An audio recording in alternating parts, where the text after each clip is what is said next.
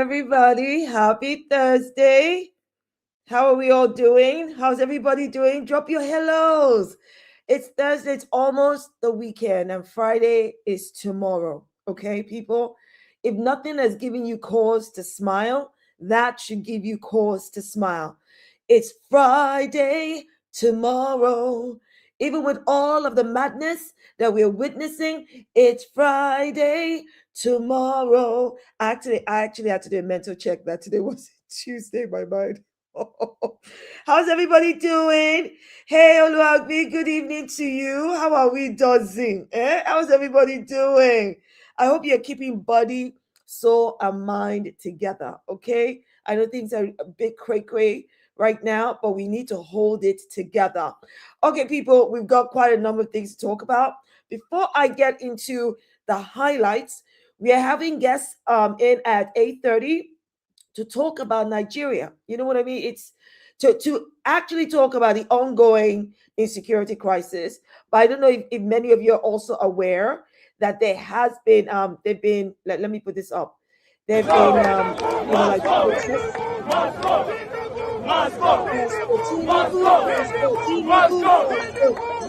Okay, so we're going to be talking with our guest, Isa Bako and Solomon Buchi. We're going to be here at 8:30. We're going to get into what is really, really going on. None of the generalities. We'll get to the bottom of the issue. TWX, hello to you too. Hello. It's so good to see you guys. Now, bear with me because I swear to God, the entire thing going on with Israel. And, many of you be aware that there was meant to be a ceasefire. In fact, Donald Trump took his sweet time to tell the entire world. Let's take a look at his tweet. Based on conversations with Prime Minister Shehbaz Sharif and Field Marshal, yes, they requested that I hold off the destructive force being sent tonight to Iran. I mean, this guy is talking like threatening to wipe out an entire civilization is something to be proud about. I mean, it's just absolutely sickening. So here he is talking about, well, now there'll be a ceasefire. He used his truth post. I mean, it's on his social media thing called Truth, which is nothing. He does not embody truth at all. To say he's not going to do a ceasefire, that he's going to do a ceasefire, he's not going to, blow Iran off the face of the earth like he was threatening to. And the Prime Minister of Pakistan, Prime Minister Sharif, who's been doing a lot of work behind the scenes, said, I am pleased to announce that the Islamic Republic of Iran and the United States of America, along with their allies, have agreed to an immediate ceasefire everywhere, including Lebanon and elsewhere, effective immediately. Guys, did you notice that in his post, he said Lebanon? I mean, that's in English, yes? And I assume we're all reading the same language. So guess what that waste of freaking space Israel went to do? Yeah, you can guess it. Yes, you guessed right if that's what you're thinking. Israel decided to bomb Lebanon. This is Israel bombing Lebanon. I mean, it's about military sites. Bombing Lebanese homes, offices, Lebanese civilians. More than 100 bomb strikes on Lebanese civilians within 10 minutes. That is the equivalent of multiple 9/11s. Multiple 9/11s. People, this is the state we've come to. Look at this. This is Lebanon. Why? This is Lebanon being blown apart by Israel when there's meant to be a ceasefire. When there is meant to be I swear, I am so angry. I am so pissed off. Every single time this whole conversation or negotiation with Iran is coming to some kind of breakthrough, Israel messes it up by being aggressive. It takes an aggressive stance and goes and bombs and attacks, and then everybody blames Iran. This is exactly what happened last year with that whole 12-day so-called war. And at Israel's behest again, America decides to go and start an entire war of aggression against Iran. And look at Lebanon. There are hundreds of Lebanese people that have been killed and injured, including children. People, including children. I mean, it boggles the mind. It really boggles the mind that we, as a global society, are allowing Israel to get away with this. How much longer are we going to be tolerating this nonsense? It just makes no sense to me. Now, when America, America is being, its feet is being held to the fire because everyone's like, there's meant to be a ceasefire. Why are you allowing Israel to do this? Listen to what J.D. Vance, the vice president of the U.S. And there's a lot of bad faith negotiation and a lot of bad faith, propaganda going on. I think this comes from a legitimate misunderstanding. I think the Iranians thought that the ceasefire included Lebanon, and it just didn't. We never made that promise. We never indicated that was going to be the case. What we said is that the ceasefire would be focused on Iran, and the ceasefire would be focused on America's allies, both Israel and the Gulf Arabs. This is such bullshit. This, if I'm being gaslighted at this epic scale, is really getting to me. Because everybody, please explain to me how Iran would have agreed to a ceasefire that protects the allies of the United States, but not protect its own ally. Make it make sense. Because what we've seen in the last few weeks is that Iranians, be it its government or its people, are not stupid. And they're clearly very, very proud people, right? They've not rolled over and died. So there's no way they would have agreed to a ceasefire, as we saw in the post that I showed you from the Prime Minister of Pakistan, that Lebanon was always part of the deal. Why would Iran agree to a deal that only protects U.S. allies? Think about that. The U.S. allies they're talking about are the neighboring countries that Iran has been, bombing U.S. military interests and assets in those countries. Yes? So if the United States is saying, we don't want you to bomb those countries anymore, we don't want you to touch our interests and assets, why would Iran say yes to that and not say, okay, if that's going to happen for your allies, then Lebanon, you must also stop bombing Lebanon? They're lying. This J.D. Vance and Donald Trump, they are lying. And something else that we have to understand here is that America does not seem to have the balls to tell Israel to stop. Because what would it take to say to Israel, stop this foolishness, even worse than foolishness, like hold Israel to account? They're allowing Israel to run amok. It's disgusting, really disgusting to behold. And then to come out and say, instead of telling the truth, they're lying to our faces, saying, well, actually, Lebanon was never part of the deal. We know you're lying. You know that we know you're lying, and you think you can get away with it. It's such an insult to all of our intelligence.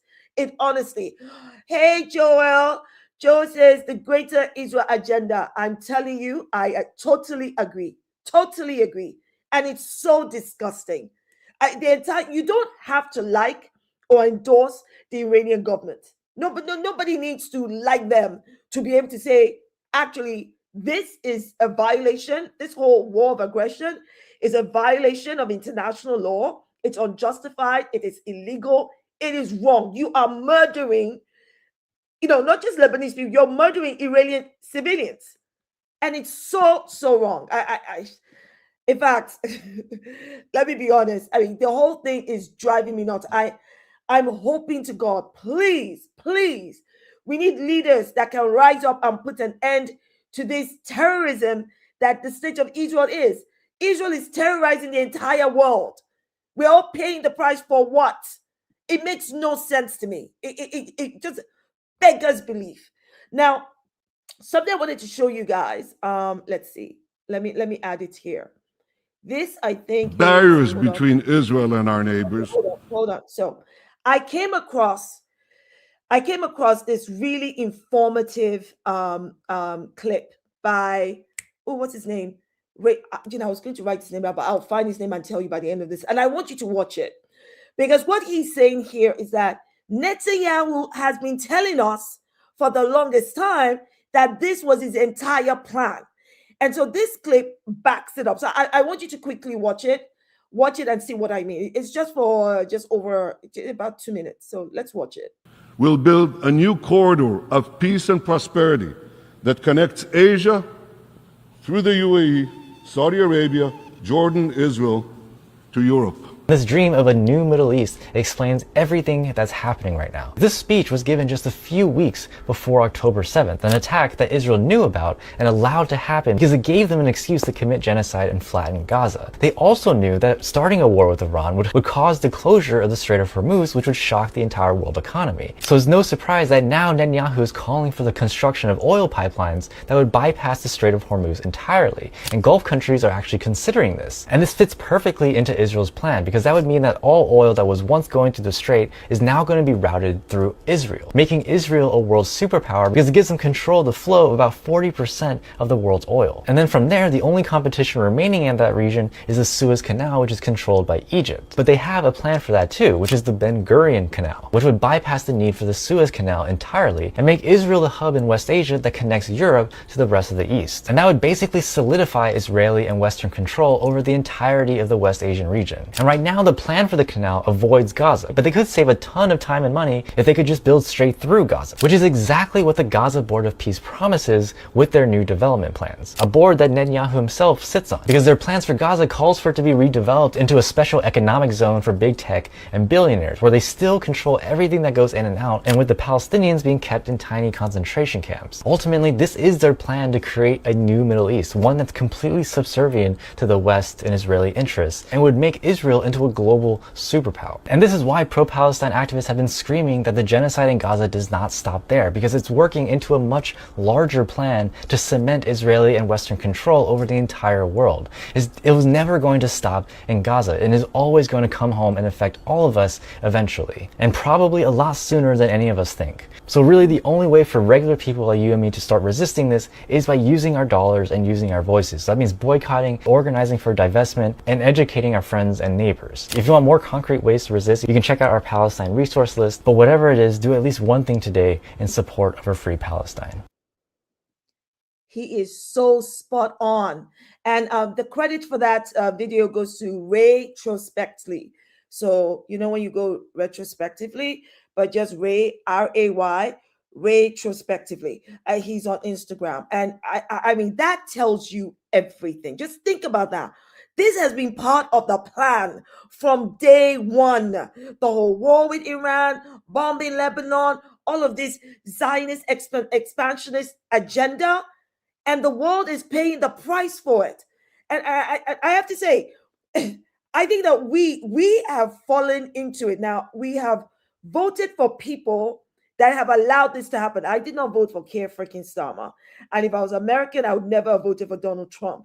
But somehow we all ended up with leaders that have enabled the Zionist agenda because they are signed up to power. They're not signed up to serve the interests of the public. They're not, signed up to serve humankind. They're signed up to serve power because they're power hungry. That is what this is. Politicians who are nothing but political prostitutes. So you see, from that, listen, we need to do our bit. Make sure you are boycotting everything and anything that is Israel. In fact, I don't know if some of you have been aware of how their countries, they're not allowing Israelis to come into their country. And I forgot, I was going to put something up, but there are countries, there are at least over 100 countries that have banned Israelis from coming into their country. And you know what?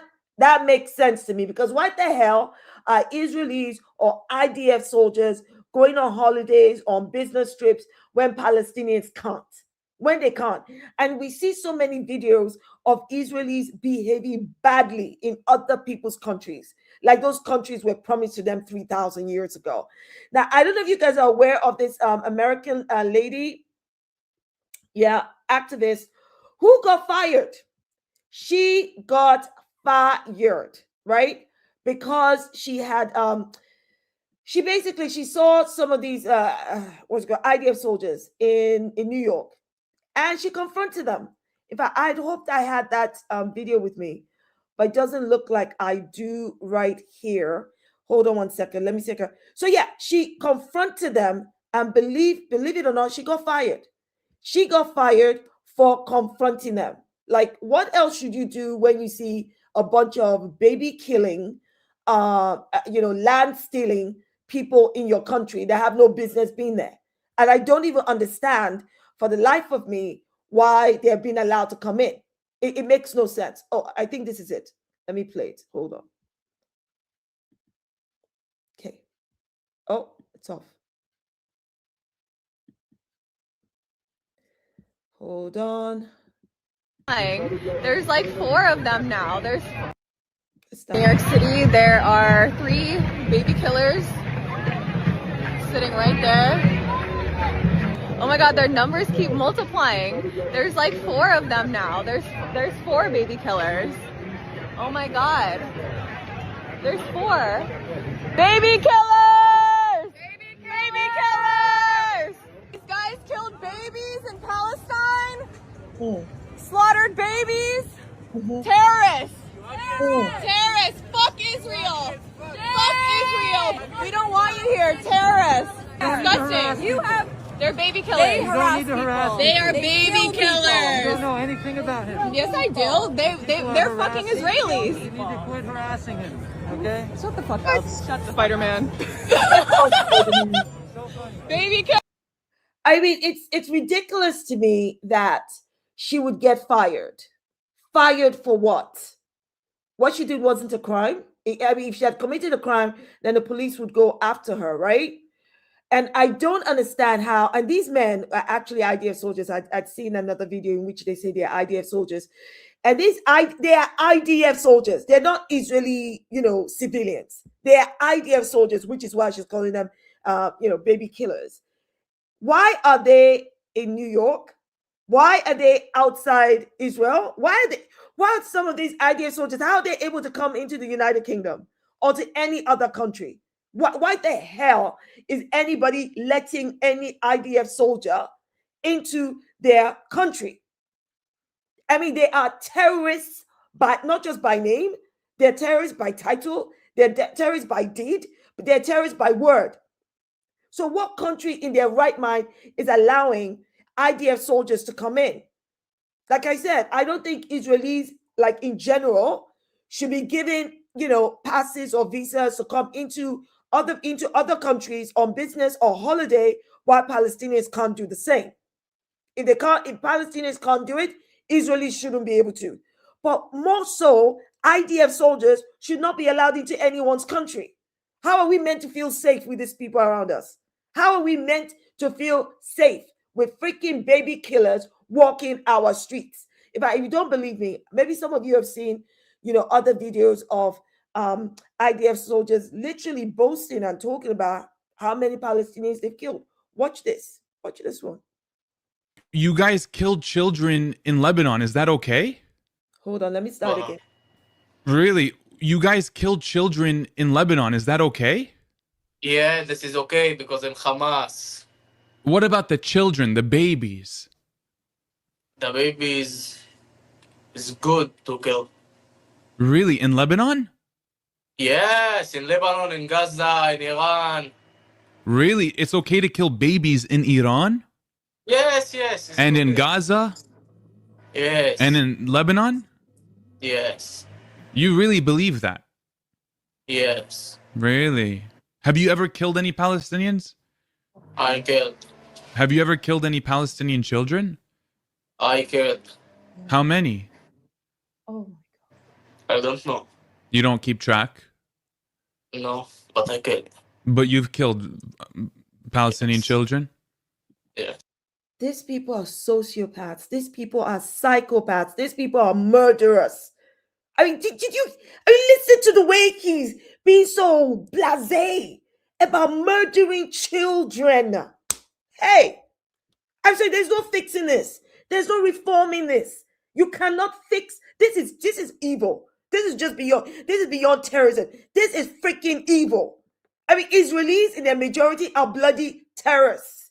The minority who stand against the evil that Israel stands for, you can see that they get persecuted by Israel and by other Israelis. This guy is talking about murdering children. Oh, Have you walked into Lebanon or no? Yes. You've killed children in Lebanon as well? Yes. Okay. Should I die because I'm Palestinian? Why not? Because I'm a human like you, right?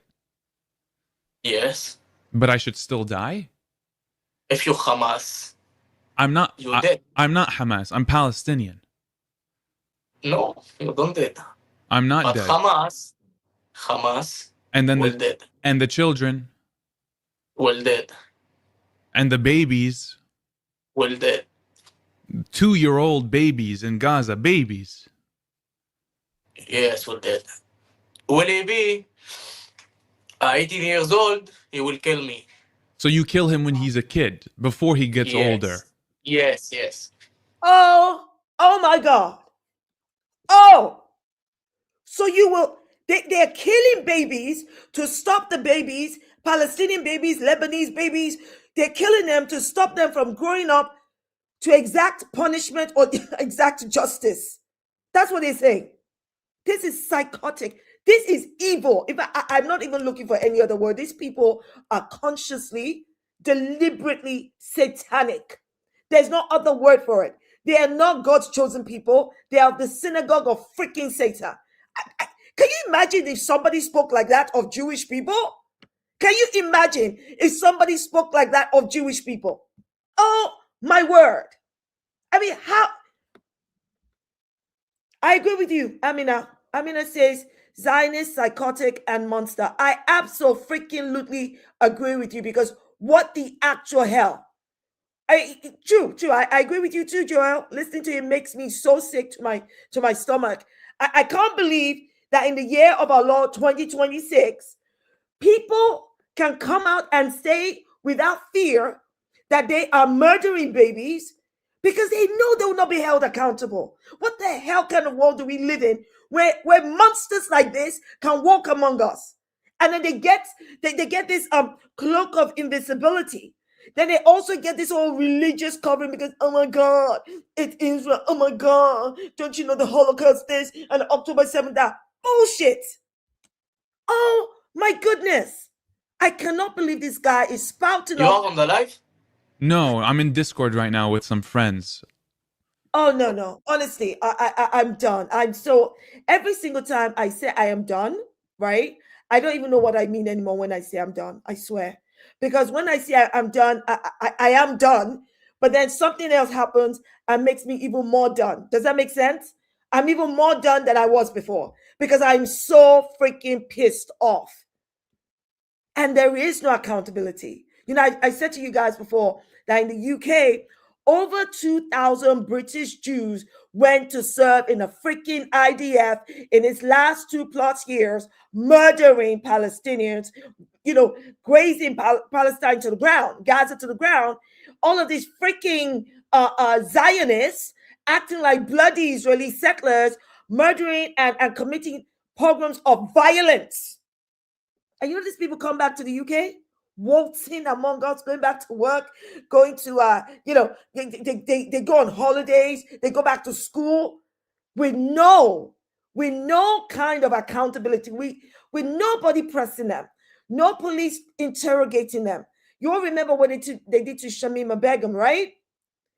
You know, Shamima Begum was a 15-year-old who ran off to marry an ISIS soldier. She was stripped of her British citizenship because she married an ISIS soldier. So now, if she got stripped of her British citizenship for marrying an ISIS soldier, please tell me what should happen to the British Zionist Jews who went to serve in the freaking IDF, who murdered, who committed war crimes. What should happen to them? That's what I want to know. Because, you know, Shamima is a very silly girl. She should have done her research. No. If you're going to marry a terrorist soldier, you don't go and marry ISIS. No. She should have married a freaking IDF soldier, because if she had, she would have kept her British citizenship. I mean, especially because she's, you know, she's brown. She ticks all the right boxes to be discriminated against. But on top of that, the double standard is just ridiculous. It is absolutely ridiculous. It makes me so mad, honestly. It makes me so freaking mad. Oh, let me see. What you guys say? Oh, let's see. Furat says all Zionists are genociders. You know what? I cannot disagree, because they all play a role. They tell us, oh, it's the state of Israel. I'm like, okay, the state of Israel is a legal entity in its own right, but it's not a freaking human being. The state of Israel does not come up with its own policies. Human beings do. The state of Israel does not give orders. It is human beings who create the orders in the name of the state of Israel. It is human beings who execute those freaking orders. And it's also human beings, especially here in the UK and the United States, who manufacture consent for those evil orders. So I cannot disagree with you. I can't, because our experience from everything that we are witnessing is exactly that. It is exactly that. Oh, Joel says, and this is just one of many IOF soldiers that do and feel this is okay. I agree. I mean, if you are an IOF IDF soldier, this must be your line of thinking. Because how else can you do this freaking job? How? Because we know that in Israel there have been many like young Israelis who refused. I mean, I don't know. I mean, in terms of numbers, I can't give you numbers, but I have seen videos of some youth, Israeli youths, who refuse to join the IDF on principle and and on moral grounds that what Israel is doing is wrong. So they refuse to put their name or their bodies on the line for something that was evil, that's something that is objectively genocide and war crimes. Now, those are human beings right there. So in that sense, it is clear that there's a difference. Those Israelis and anti-Zionist Jews that are in Israel and outside Israel, when you hear them speak, they are the ones that truly embody what Judaism is. They are the ones that truly embody what the Jewish identity is. Because they're saying what Israel is doing, what Zionism is causing, not just Israel, but around the world, is actually an existential threat to the entire Jewish identity and to the world, to our peace of mind, to our global stability. Look, I said it before, I'll say it again. The state of Israel is a shit stain on our collective humanity. So every single time someone comes to me with, well, Israel is the only democratic state in the Middle East, I'm like, you and that bullshit that just came out of your mouth should go and rot in hell. Because being a democratic state does not give it the right to commit genocide. Then the Nazi Holocaust does not give it the right to wipe people off the face of the earth. And Zionism, as far as I'm concerned, it's an evil ideology. It does not, it makes everything around us just evil. As far as I'm concerned, it has to end. This whole Zionism bullshit is no different from white supremacy. It's no different from Nazism, from fascism. It is freaking evil. All right. Oh, let me take a deep breath. Because we're about to go into our next conversation with our guests, which will be about Nigeria. And so let me take a deep breath, because I'm probably about to go into it there as well. Like, what the hell is going on in Nigeria, in our home? What's going on? I've got two great guests today. I am so excited to have with us. Everyone, welcome Isa Bako. Hey, Isa, what are you looking down for? Hello, everyone. Am I on? Oh. You're on, my brothers. How are you? Hi, I am fine. Thank you. How are you? I'm good. And you're both wearing hats. I should have worn hat. I never had somewhere in the house. Well, I'll let my scarf do. So everyone, this is Isa Bako, Niger brother himself. So send some love. And Solomon Buchi. Now, if you're not following them, I don't know what the hell you're following. So you better follow them, especially on Instagram. Their content are spot on. They do not know how not to mince their words. They're my kind of people, right? And they engage in a diverse, I would say myriad of topics. But on this one, we're going to be talking about Niger. And I know you guys, know what's up, right? Isa, can you kind of like center yourself? Yeah, I'm trying to figure out how to do it. I'm having a, what you call it, MS. Oh, Okay, you're good like this. You're better like this than Yeah, because I have to lean back because I have I have multiple sclerosis. So right now I'm going through what you call it, a flare. Oh, I see. Oh, I'm So sorry. right now my whole I have to just lean back to feel more comfortable. I can sit up, but I'm just gonna be in a little bit of pain. Oh no, I don't want you in any pain. I do not want you in any pain. So what's up with the camera? Yes, okay, there we go. There you go. I think it's just the chair. Now you can lean back and be comfortable. Excellent. Okay. I saw that yesterday. Let us start this conversation, my brothers. Let us conversate. Feel free. Let's just be talking. Now, I saw that there's a whole protest yesterday, actually. Let me play it for you guys.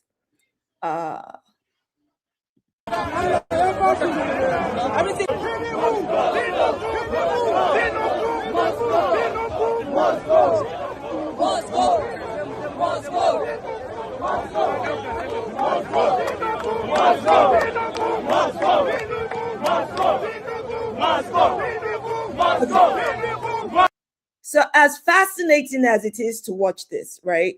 The first question that comes to mind, if I'm perfectly honest, is so where do we go from here? I mean, we've seen this kind of protests It's a waste of time. You think it's a waste of time? Absolutely. I think, if anything, I think it's controlled opposition. Okay, talk to me. Any protest in Nigeria right now that doesn't turn violent, in my opinion, is controlled opposition. Isa, did you say it has to turn violent? Yes, 100%. The only way Nigerians are going to be free from what we're going through right now is violence. Hey. And proof of that is right after Nepal did what they did, the whole Nigerian politicians started driving around in armed vehicles. Go look at they've upgraded their security after Nepal because they know what's about to happen. They know the possibility of it happening. And the truth is, any type of protest in Nigeria is useless right now because there's zero, I just think it's useless. That's my opinion. I think it's worthless. Solomon, what do you think? Oh, you're mute. Oh, no, not yet.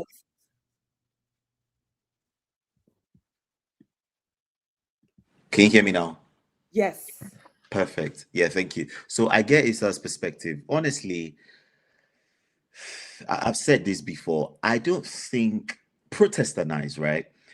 But I feel like after what happened in 2020, was it in 2020 actually, the Lekki, whatever happened, the NSAS protest, which I actually did participate in. I think that after that, that was one of our greatest shots to actually making Nigeria work. I think that every other thing that happened in terms of the violence from the law enforcement did really dampen the spirit of Nigerians. I think I'm really at a point where I believe that for Nigeria to move forward, we don't necessarily need democracy. We need just one powerful man who comes into power, takes over stuff, puts laws and orders in place, consequences, and I think that will trigger change. But then how do we get there? The truth is, I understand some Nigerians who are docile, because at this point, like Isa actually said, it has to turn violent. Like, there actually has to be force. But then at the same time, I know that some people know that they cannot die for Nigeria. So it's almost like being in the middle. Let's just keep on managing till I find my way out than me dying for this cause. That's what I think. Okay, so I was with you and I was listening. I've been listening through. But when you said Nigeria needs a man, hello, what happened to woman? Oh, even a woman. What's up, bro? Maybe the problem is that Nigeria has been led by men all this time. No, the problem, let's be real. I see you do women in whatever. I'm sorry to say. See, we were the most forward-thinking, most liberal, most egalitarian community till a bunch of patriarchs came and enslaved us. Maybe it's time we need to do the same thing they did. Maybe we have been till today. Ask any non-black woman that dates black men. She'll tell you black men are the most liberal men. Black men are the most, like, the things black men what we believe in, how we're raised, how we see women as partners. Other races of men don't. But somehow we still keep saying, oh, we need to push our women higher. Like, no, I'm sorry to say it. That whole women, our women have got to the point where now we have to compete with our women and the other races of men who did everything to us. Okay, Every other woman understands that men compete. We need to be helpmates to our men so that they can compete. Black women are like, yeah, nah, we competing with you niggas and them motherfuckers over there. Okay, so what I said. That is a fact. I think there has to be a distinction here. No distinctions. No distinctions. There's a distinction. In my opinion, we have nothing to talk about until we can compete with the men who put us in the position we're in. This is not about competition. Okay? It is. Everything in life is competition. Listen, Isa, listen. This is not about competition. This is about how Nigeria moves forward. And this is not about putting women as helpmates. How do we do it when we're trying to have the conversation now? And it's like, oh, let women do it. Like, where nobody's saying let women do it. I'm saying you need to be open-minded that maybe the person who can push Nigeria forward might be a woman and not the woman that I think you're describing. I'm talking about, look, we're talking about Nigerian women on whose back a lot has been built in our nation, and they don't get that kind of recognition. This conversation is not about women versus men. This conversation is about how to drive Nigeria forward with both women and men. That's what I'm saying. So it's not about on a woman be your helpmate. That's the point I'm trying to say. How can men do it if we're here having this conversation? Every other race of men, they stand up. Chinese men. In 1980, Nigeria was more advanced than China. We had better infrastructure, higher GDP, and we were a more functioning country than China. Regardless of what the men have done, today, look at Chinese women. They're not sitting there still trying to be in they understand helpmate. Okay. Whether we want to acknowledge this or not, a big issue we have. Yes. I have a video that went viral and I said, why is it that Nigerian men are more desired than their women? Okay. Globally, everybody, right? Every black woman, every European woman wants a Nigerian man. Why are people not saying, I want a Nigerian woman? Because y'all became the men you want us to be. And you would not let us be men. You're sitting there talking about sit back, let us be men. And you can frolic in flowers and whatever like other women do. You can't come. That's the thing. We're supposed to be talking about a revolution. We're talking about a revolution, and yes, but here we are talking gender. No, we're not talking gender. Yes, we are. No, you had to derail it by saying it could be a woman. It could be a woman, but you still had to derail it. Yeah, listen. I corrected my brother Solomon, who said a man, and I said it can also be a woman. End of story. You're the one that now took like 5 minutes to now want to make it about gender. This is about gender. Let's talk away from the conversation. I've heard you, and I think everyone has heard you. We've heard your point. Let's go back to a revolution for Nigeria, what that looks like, because I promise you this. There is no freaking revolution that can happen in Nigeria without Nigerian women. And we are the backbone of that, men and women. That's my point. Now, Solomon, what were you going to say to that? Because he says, look at me like, oh, we're going to make this about gender. This is not about gender. I think it is. No, but I think I think unless you let your men be men, there's no conversation to be had. Okay, let Solomon come in. Let Solomon come in. To be honest, I think I get his point. His point is that actually, when you introduce like liberal, well, in my opinion, liberal ideologies like the feminist, it is liberal ideology. The whole thing that a woman can lead. Obviously, there are areas where women can lead better. We've had constitutions saying women should lead since the 1600s when white men were telling women they couldn't talk. I know. We've been the most liberal men in existence, and our women till today are still saying we need more. Like what? Listen, let Solomon speak. And with all due respect, you're not talking to one of the women that you are describing. I'm not one of those women, so you don't need to get frustrated with me. Okay, let Solomon speak. Carry on. Yeah, I think I get his perspective, but anyway, I think that, to be honest, when I think about Nigeria, I really don't know the way to go forward. I personally, I'm very careful about the things I'm saying. I don't think don't be careful. You need to say it because it needs to be said. I don't think I have the bones. Nigeria, he needs to be careful. Oh, No, I'm really? not in Okay, Nigeria. I see what you mean. I see what you mean. I see what you Yeah, I'm not in Nigeria, but I have family in Nigeria. I mean, Isa has a lot of bones to say some of the things that he said. I don't think I'm going to say it that way. But I genuinely think that the first thing, in my opinion, is that the amalgamation that happened in 1916 was a fraud. I don't mean. think that the southern and the northern part of Nigeria has any business being together. When you look at what statistics say about educational level literacy in Nigeria, the top 10 most illiterate states in Nigeria are mostly, I'm not saying all of them, right? Are mostly the northern part. And I think when you look at the way elections happen in Nigeria, you see that you cannot become a president without the northerners. It's just what it is. Like every southerner who comes out to contest has to have some goodwill from the northerners.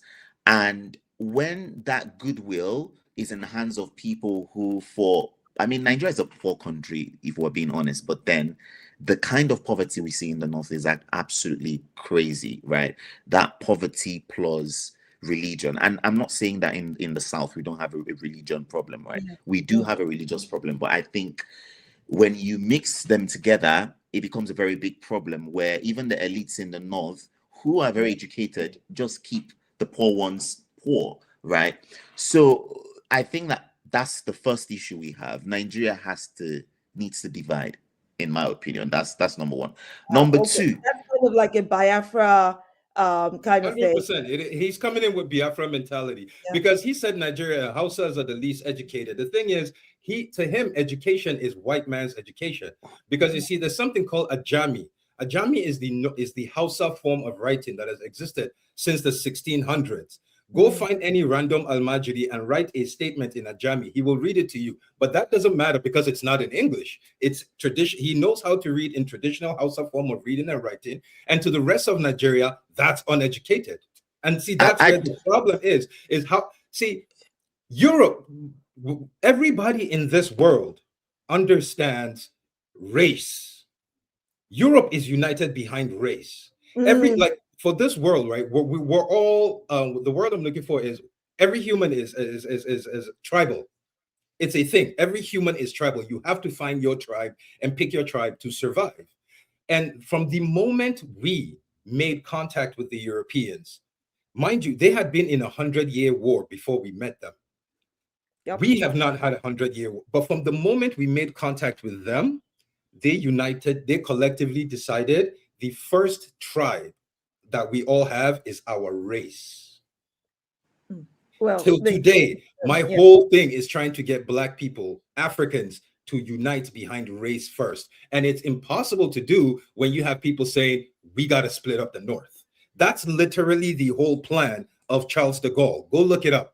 That's the whole point we had Biafran War. Biafran War is not a Nigerian ideology. Biafran War, look this up. It was Charles de Gaulle because he did not want a united Nigeria. He thought a united Nigeria would be a threat to France. So he broke us up. Fast forward today, that man is dead. The ideology he brought up, people are still talking about it. And there is absolutely no way we can compete and win if we break up. So the simple thing is, if you don't see that unity, there's no point in any conversation of Africa moving forward. Let's just break up. Let each tribe go sell out to who they want to sell out to, and let's just finish. Because if you are not going to see a united Black peoples, we're fucked. No, but then can I just say something? So quickly, right? I think that Africans, especially in Nigeria, we're very heterogeneous, right?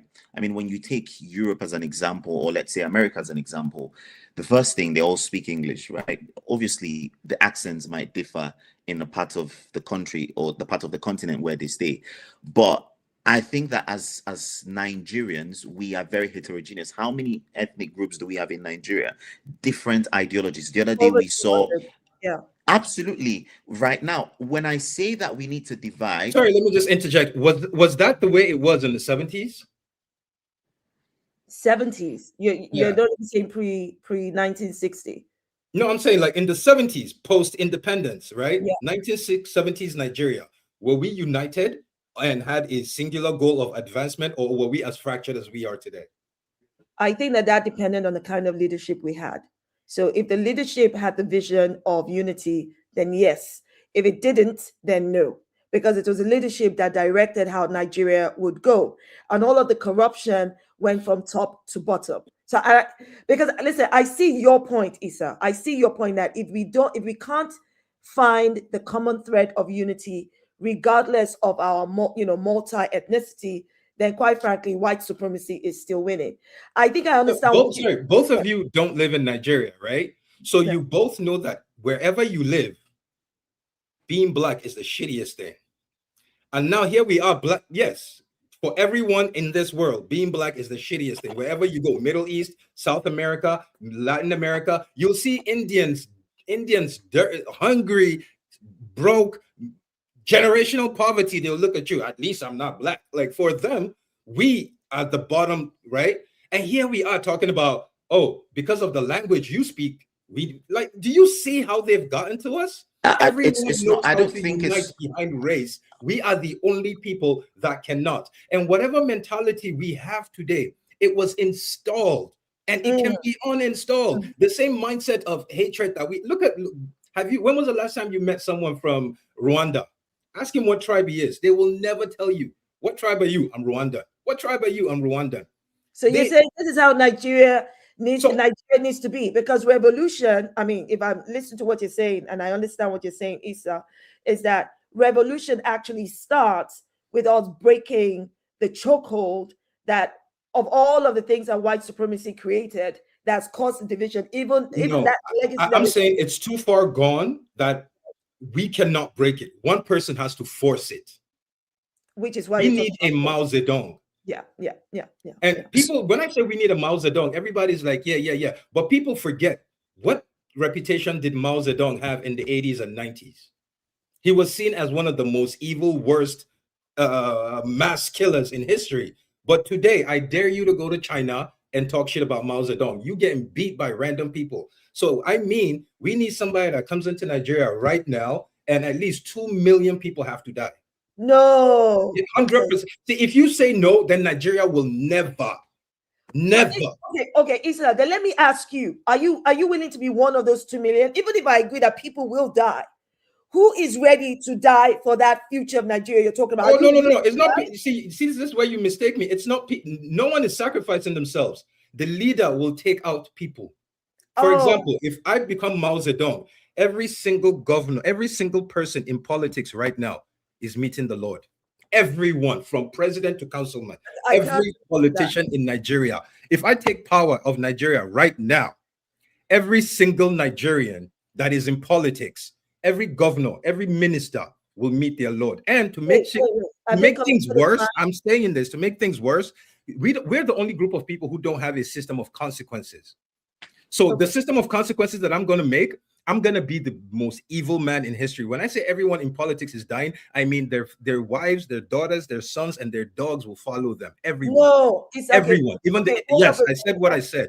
Even the innocent ones. You know what that does? What that does is from now on, everyone that goes into politics in Nigeria is thinking, if they come for me, they're coming for my children too.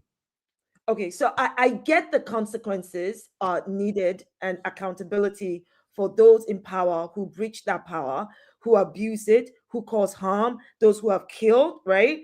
I would not have a blanket thing that every politician dies if the politician has not killed somebody. If it's not death penalty crime, and if I do agree. Well, that's the thing. Any embezzlement over $1,000 is just death penalty. No, okay. No, I don't even agree with the death penalty. See, that's why Nigeria cannot work. That's why Nigeria cannot work. I definitely agree that there has to be a level of consequence, right? Yes. In fact, everything that's not working in Nigeria is because we don't have consequences in Nigeria. Like even the average Nigerian does not think about. There is no sense of social structure and order that holds you back from doing stuff. So you can do anything and get away with it. Absolutely. So I agree with him, but I definitely I don't think I'm going to say that. Here's where I'm being honest. Everyone I speak to, I think 99.9% of Nigerians think the same way, but everyone's just afraid to say it. No, if I thought that, I would say I don't think that. I I wouldn't think want they to have all need to die. generations of I people. think they all I need mean, to die. I And when I say they all need to die, even their children that are overseas here, we need to pay the cartel. We need to pay the Oh Mexican no. cartel to take Hey. out every. You don't understand. See, Nah. and so what is the incentive from? Okay. Because look at Iran right now. Right.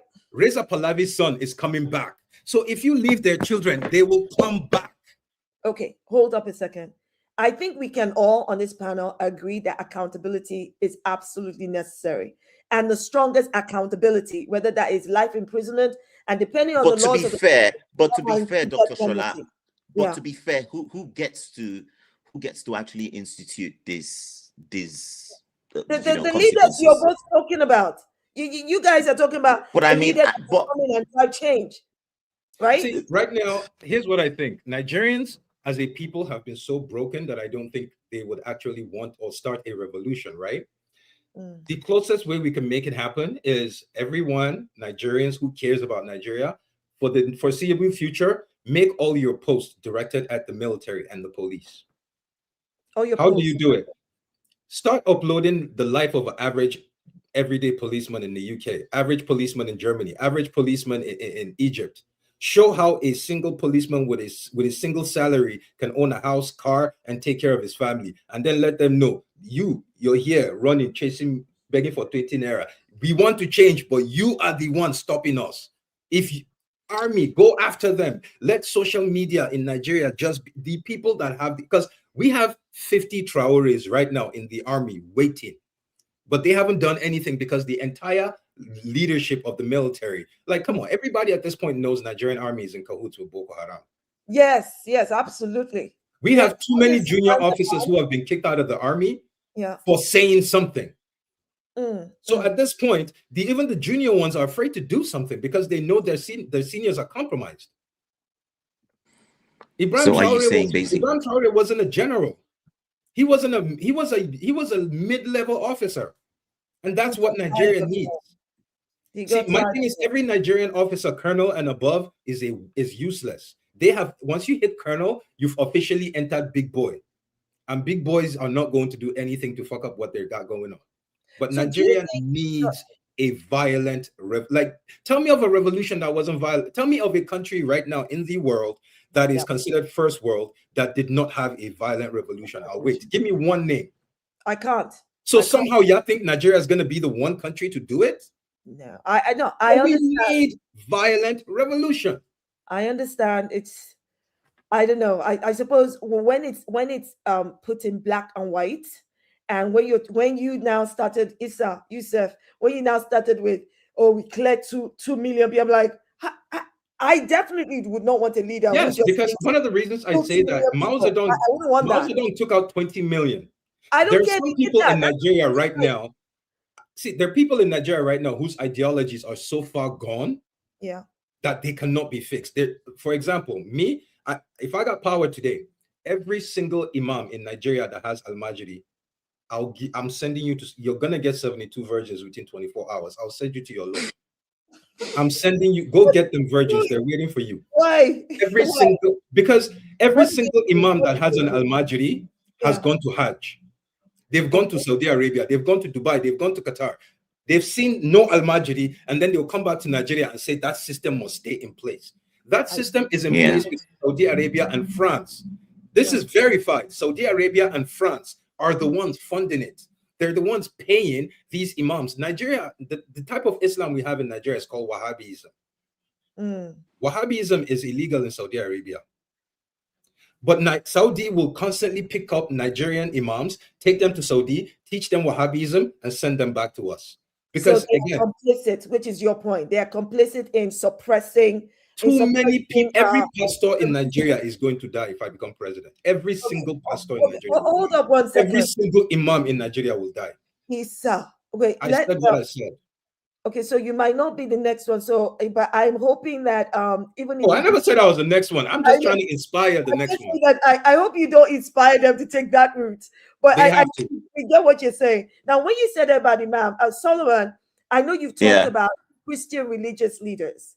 And I know that there are Christian religious leaders in Nigeria right now who are saying jack all and who are also they're saying nothing about the insecurity crisis, and they're not actually playing the role you'd expect of a leader.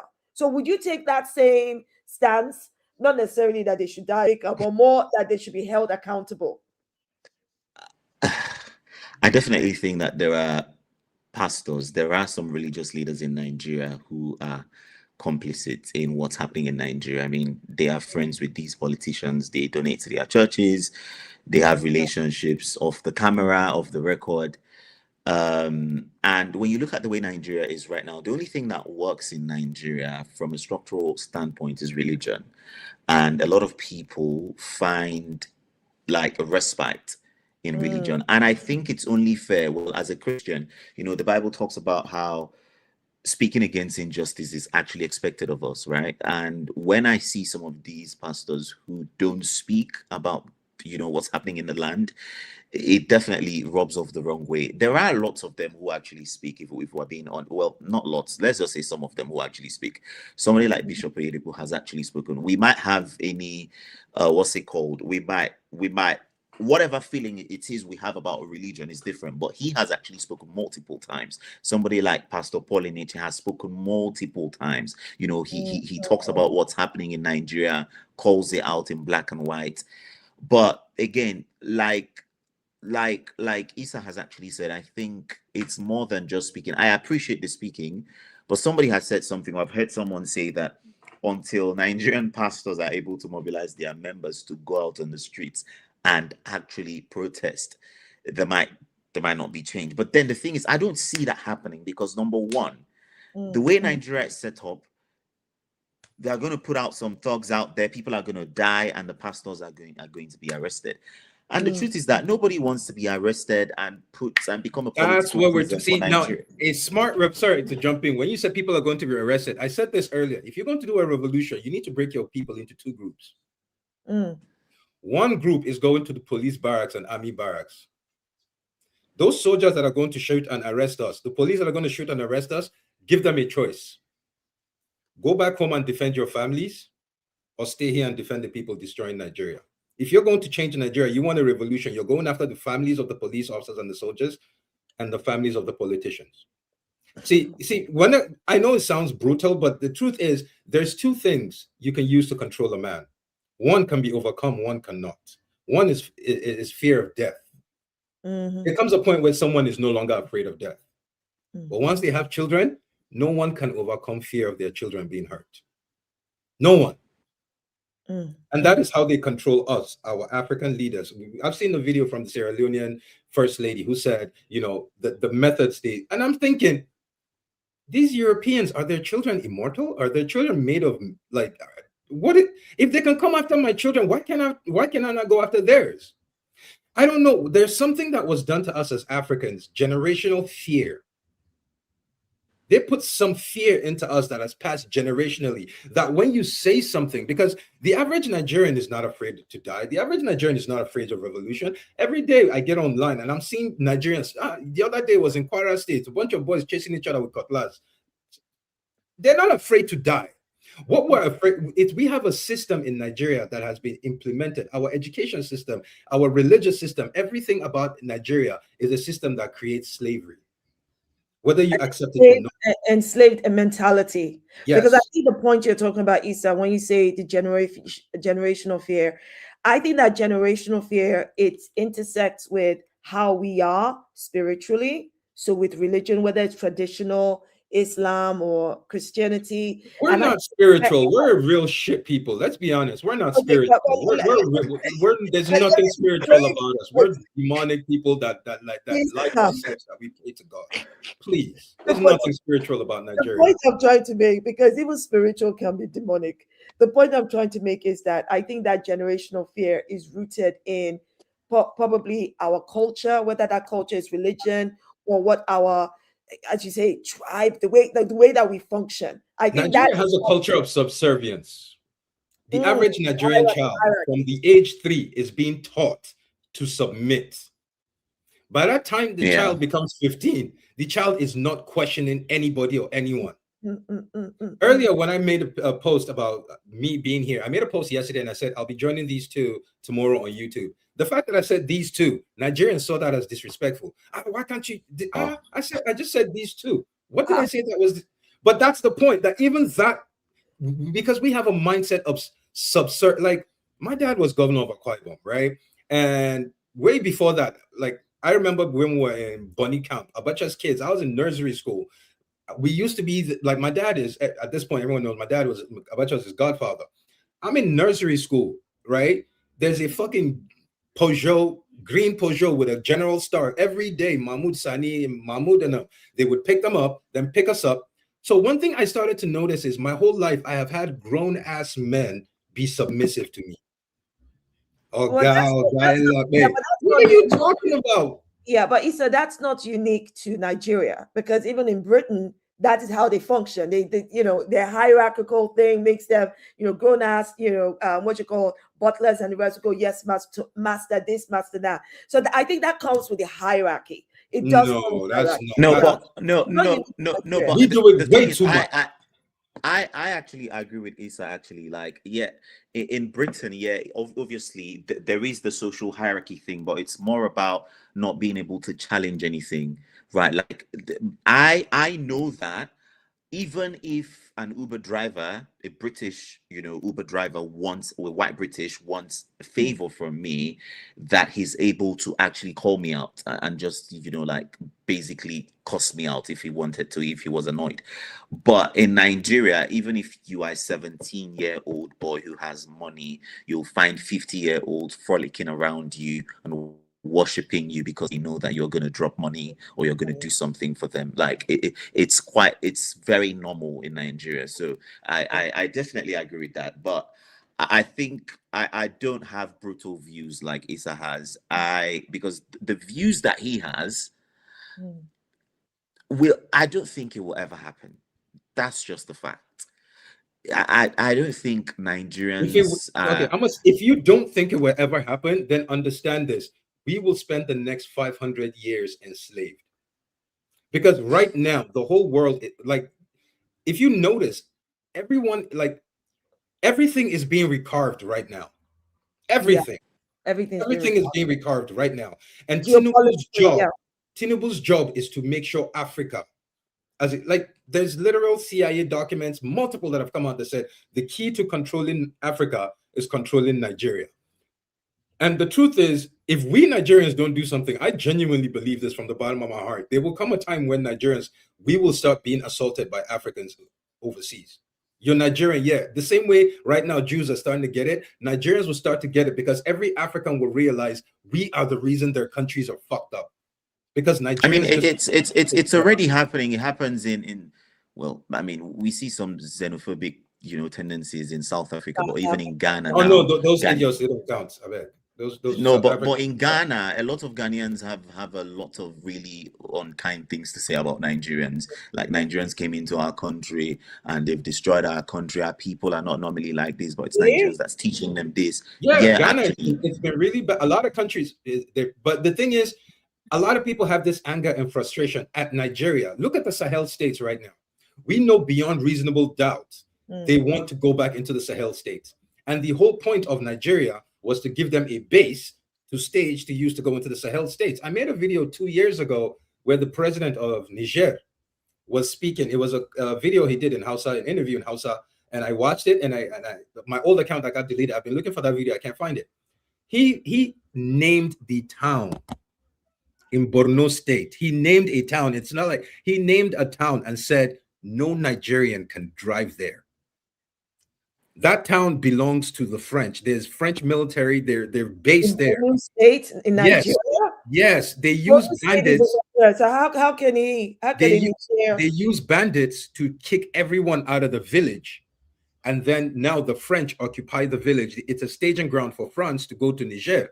He said, when you start driving towards that town, it's surrounded by paid bandits. Their job is simple. Nobody passes here. So when you start driving that direction, they see you, they start opening fire. Niger sent a bunch of drones and they found the French military in the whole fucking village. And Tinubu gave them. We have, U.S. military has a drone base. Tinubu did that why? For his own political ambition. That's why he's in bed with all of these and the rest. Yes. I found out he's not actually named Tinubu. He adopted the name, right? And the thing that blows my mind What do you is mean? he adopted the name because he was impressed and overwhelmed by Madame Tinubu. The Madame enslaver. Tinubu was a woman who literally made her fortune by selling slaves. Yes. It was so bad that at the end of her lifetime, she was a fugitive. Britain had, see, one thing nobody talks about, and I'm still shocked that till today nobody talks about this. Every successful business in this world has a bootleg market. Okay, yeah. I mean, there's always So let's talk about the market, the bootleg market for slavery. You mean still going on in the current state? Yes, it is. But no, it is now. But I'm talking about back then when it was legal, right? Where you had these British ships that were being funded by Jewish people. So that was the legal aspect, the ones with the records and all of that. If that was the most successful business in the world at the time, you're trying to tell me there wasn't a black market? There would have been a black market. Massive black market. Yes. So there's so many people that were taken, undocumented, brought to America. That's where Madame Tinubu comes in. When Britain banned slavery, she wouldn't stop because she had a big black market. She became a fugitive and ran away from Lagos State. That's the same person that Tinubu saw and said, that's who I want to be. I thought he was a descendant. I found out apparently he's not. He's not? It's either, okay, so here's the thing. It's either he truly is and he wants to distance himself, or we go with the version. But I know Madame Tinubu died childless. Well, she died childless, but she had sisters, brothers. She had a family, don't get me wrong. So her wealth went to them. So Tinubu is probably a descendant of one of them, or because I'm going to go with I think I'm going to go with he's a descendant because he keeps saying, oh, he changed his name. And I think he doesn't want anyone to link him with a family that got wealthy from slavery. Right. But my point is, even if he's from that family or he changed his name, this man adored someone that sold our people to the Europeans. And now he's president doing the exact same thing. Because I learned that in December. Let me go ahead and say, Sheyi Tinubu needs to die. Okay, Isa. I think yesterday. I don't know about he needing to die. I know he needs to be out of power. Out of power, just like Reza Pahlavi. Like Reza Pahlavi, he will come back in 30 or 40 years talking about I should be the real leader. He needs to die. No, I don't. I'm sure I said what I said. Will meet their maker, but that's not the point. And his sons need to die. I think he should need to die. From power. I don't know about dying. Listen, let's take a bit before I go to my next question. Let's take a look at some of the comments coming in. DJM says he's an adopted child. Okay, so that's I think to your point. That's let's see. Okay, I don't know what this means. Says the problem is Tinubu aware? Oh, is Tinubu aware of this? But listen, Isa, you're getting a lot of let's see. There is Fizik who says, as an Igbo man, I agree with brother Isa. I think to your point, Solomon, Fizik says true African religious identity is needed. I don't know who is Wike. They go. Someone's asking. Uluagbi ask, is that why Nigerians worship Wike? Who's Wike? Is Wike not? I think he used to be the minister of FCT. The minister of, he used to be. Oh, by the way, he just built a $30 billion naira bus stop, which is $21 million. And on the day they were supposed to inaugurate the bus stop, rain blew it down. Oh, for 21 million. How do you spend that kind of money? $21 million. He built a bus stop for $21 million. Look this up online. And rain, the first rainfall, crashed it. Luckily, there was nobody there because if people were there, people would have actually died. How do you spend $21 freaking million? No, but the funniest part about that is a week prior to that, which was last week, someone was building a hotel in Abuja and the hotel collapsed and Wike had him arrested. Wike arrested the man building the hotel, the owner, not the architect, not the engineer. He arrested the owner. And then the next week, his $21 million bus stop just crashed. So now everyone's asking, are you going to get arrested? Keep the same energy? Wow. Okay, there's a point here from Malcolm Didat who says, correction, please. Wahhabis came to Nigeria about 40 years ago.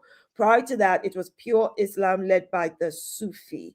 So I think Well, that. Sufi technically is not pure Islam either, so I don't know where the fuck you're coming from with that theory. Okay. Did you hear me say Isa is a radical beast? Okay, all right. I mean, yeah, go on. Yeah, I was gonna say. So, Isa, what do you think about the next elections? Is that happening Yeah. next year actually, or do you think that all this democracy thing is not gonna work? Peter Obi and all of that. I genuinely think from the bottom of my heart, if Nigerians let the situation work, if we wait till the next election, I personally, I would look for citizenship from another African country. I would forget Nigeria as a nation. Whoa. If we wait till the next election, I would 100% would either, I'm gonna go either Rwanda, Burkina Faso. The next election is next year. Yeah, I know what I'm saying. If we wait till then, it's too late. January 1st. Why don't we do something about it rather than changing nation? Because look, let me put it this way. If a lot of Nigerians were listening to you right now, Isa, right, and decided that they were going to go join other countries, the bottom line is, wouldn't they be taking that same mentality to those other countries and then basically rewriting the same problem they just came from? So shouldn't it be that we should be talking about how we can fix it? Yeah, and we know what you think is about fixing it, right? Fixing Nigeria. That's why I said we need a very radical person, because fixing Nigeria. See, the thing about Nigeria is we have to acknowledge that the politicians in office represent 80 to 85% of Nigerians. Right. Majority of Nigerians don't really want the system to change because in America, there's this mentality. Capitalism is going to live forever in America because a vast majority of Americans believe they're all going to become millionaires at some point. Because America is a land of the free. A vast majority of Americans will die broke believing that they will still make it. And because of that mentality, nobody wants to change the system because they believe if they finally cross to the other side, they'll get taxed more. They don't want that. So that's the same thing in Nigeria. Does that apply to Nigeria as well? That is the same thing in Nigeria. Majority of Nigerians do not want to change the system because a lot of Nigerians genuinely believe at some point they too will chop national cake. Okay, so then that takes me to my next question. Does that mean, forget does that mean, do you think then that Nigerians are victims or have they become tolerant of the dysfunction? We were victims. Now we are willing participants who don't know we're victims. Okay, Solomon? No, I definitely agree with that. I think that Nigerians are victims and valiants at the same time, if there is any such combination. Because when we look at even how Nigerians interact with fellow Nigerians, like aside any political structure, there is almost that mentality of trying to let me see how much I can dupe from you. Let me see how much I can take from you. We are a very corrupt, and like he said, 80% of the politicians are just basically average Nigerians. It's right. Just what it is. Like our leaders are just, so when you hear people say stuff like, oh, I'm going to be favored, like there are some Christians or maybe even some Muslims also who are praying that one day their uncle will become president or governor and will give them some money. There is that thing. In fact, let me tell you, even when governors get into power and they are not very generous, it's possible that their statespeople don't even like them because they're like, what is he doing there? He doesn't even dash us money. Because that's the mentality of politics, right? Like you get in there, you share money, you leave. Exactly, yeah, sort of My thing. childhood friend, Bello Dumbazo, his father, General Dumbazo. Bello, same as me, born in America, went back to Nigeria, blah, blah, blah, came back to America. And then at some point, a couple of years ago, like 6 years ago, Bello Dumbazo decided, you know what? I'm going to go back to Nigeria and fix Nigeria. He went to Nigeria, ran for office in House of Reps. He's from Kano State, my state. He won. Bello Dumbazo drives a very old Mercedes-Benz. He don't get money for bank account. Bello Dumbazo used all the money that was coming to him to do work. He was criticizing his other politicians, blah, blah. Straight up, they kicked him out. Wow. They kicked him out. So the very system he was trying to fix He As a came whole in, he wasn't distributing funds, he wasn't playing, he wasn't towing the line, he wasn't playing as he was supposed to. He went there with a radical mindset to fix it from within. And they're like, but this goes to both your points about the need for it. So if I understand both of you, it is not about people revolutionizing Nigeria. It's like for Nigeria to have a revolution that is sustainable and makes sense, you need a strong leader. You need somebody who has a mindset. You need someone who's brutal. You need someone who's willing to be, for at least 2 generations, who's willing to be cursed every night for 2 generations. And that was Mao Zedong. Because look right now, go find an average Chinese and ask him about Tiananmen Square. Now they swear for those people, because they say if those Tiananmen Square people succeeded, China would not be China today. And those people wanted democracy, they wanted freedom, they wanted this, they wanted that. Mao Zedong was like, no, man, we ain't giving you that. We have a vision for China, and we are going to achieve it. Everyone's like, we want democracy, we want freedom. He smoked 20 million. But there has to be an in-between. There has to be an in-between where there's no in-between. No, let me finish. There has to be an in-between where you have a strong leader with a vision that can also incorporate the freedom of people to have freedom of expression, freedom of movement. Now, I'm all for having a strong leader, but I sure as heck don't want a strong leader who tells me I can't think, I can't speak, I can't. You're going to have to give that up for at least a generation. And that is the truth. Freedom of press has to go for a generation. Like right now, China, does it have freedom of press? Yes. 20 years ago, did it do? The problem with that is that power corrupts, and absolute power corrupts absolutely. So even even a good, strong leader who you think might be visionary, when you place them in that kind of position, they will become the wrong kind of beast. No, but that's why you put checks and balances. That's why you put checks and balances. The difference between Africans and the rest of the people, if you notice, China doesn't have one leader that's there till he dies. They don't. Okay, everyone has a time limit. I will create the one-party system, like the way they want to do. Tinubu is doing APC. All right, one-party system. There's a term limit. You leave, you get the next person you know is going to follow the game plan. Put him in charge. The next person. Okay. We have a country that has done the blueprint. China did it. Malaysia did it. Singapore did it. We have a blueprint. We know it works.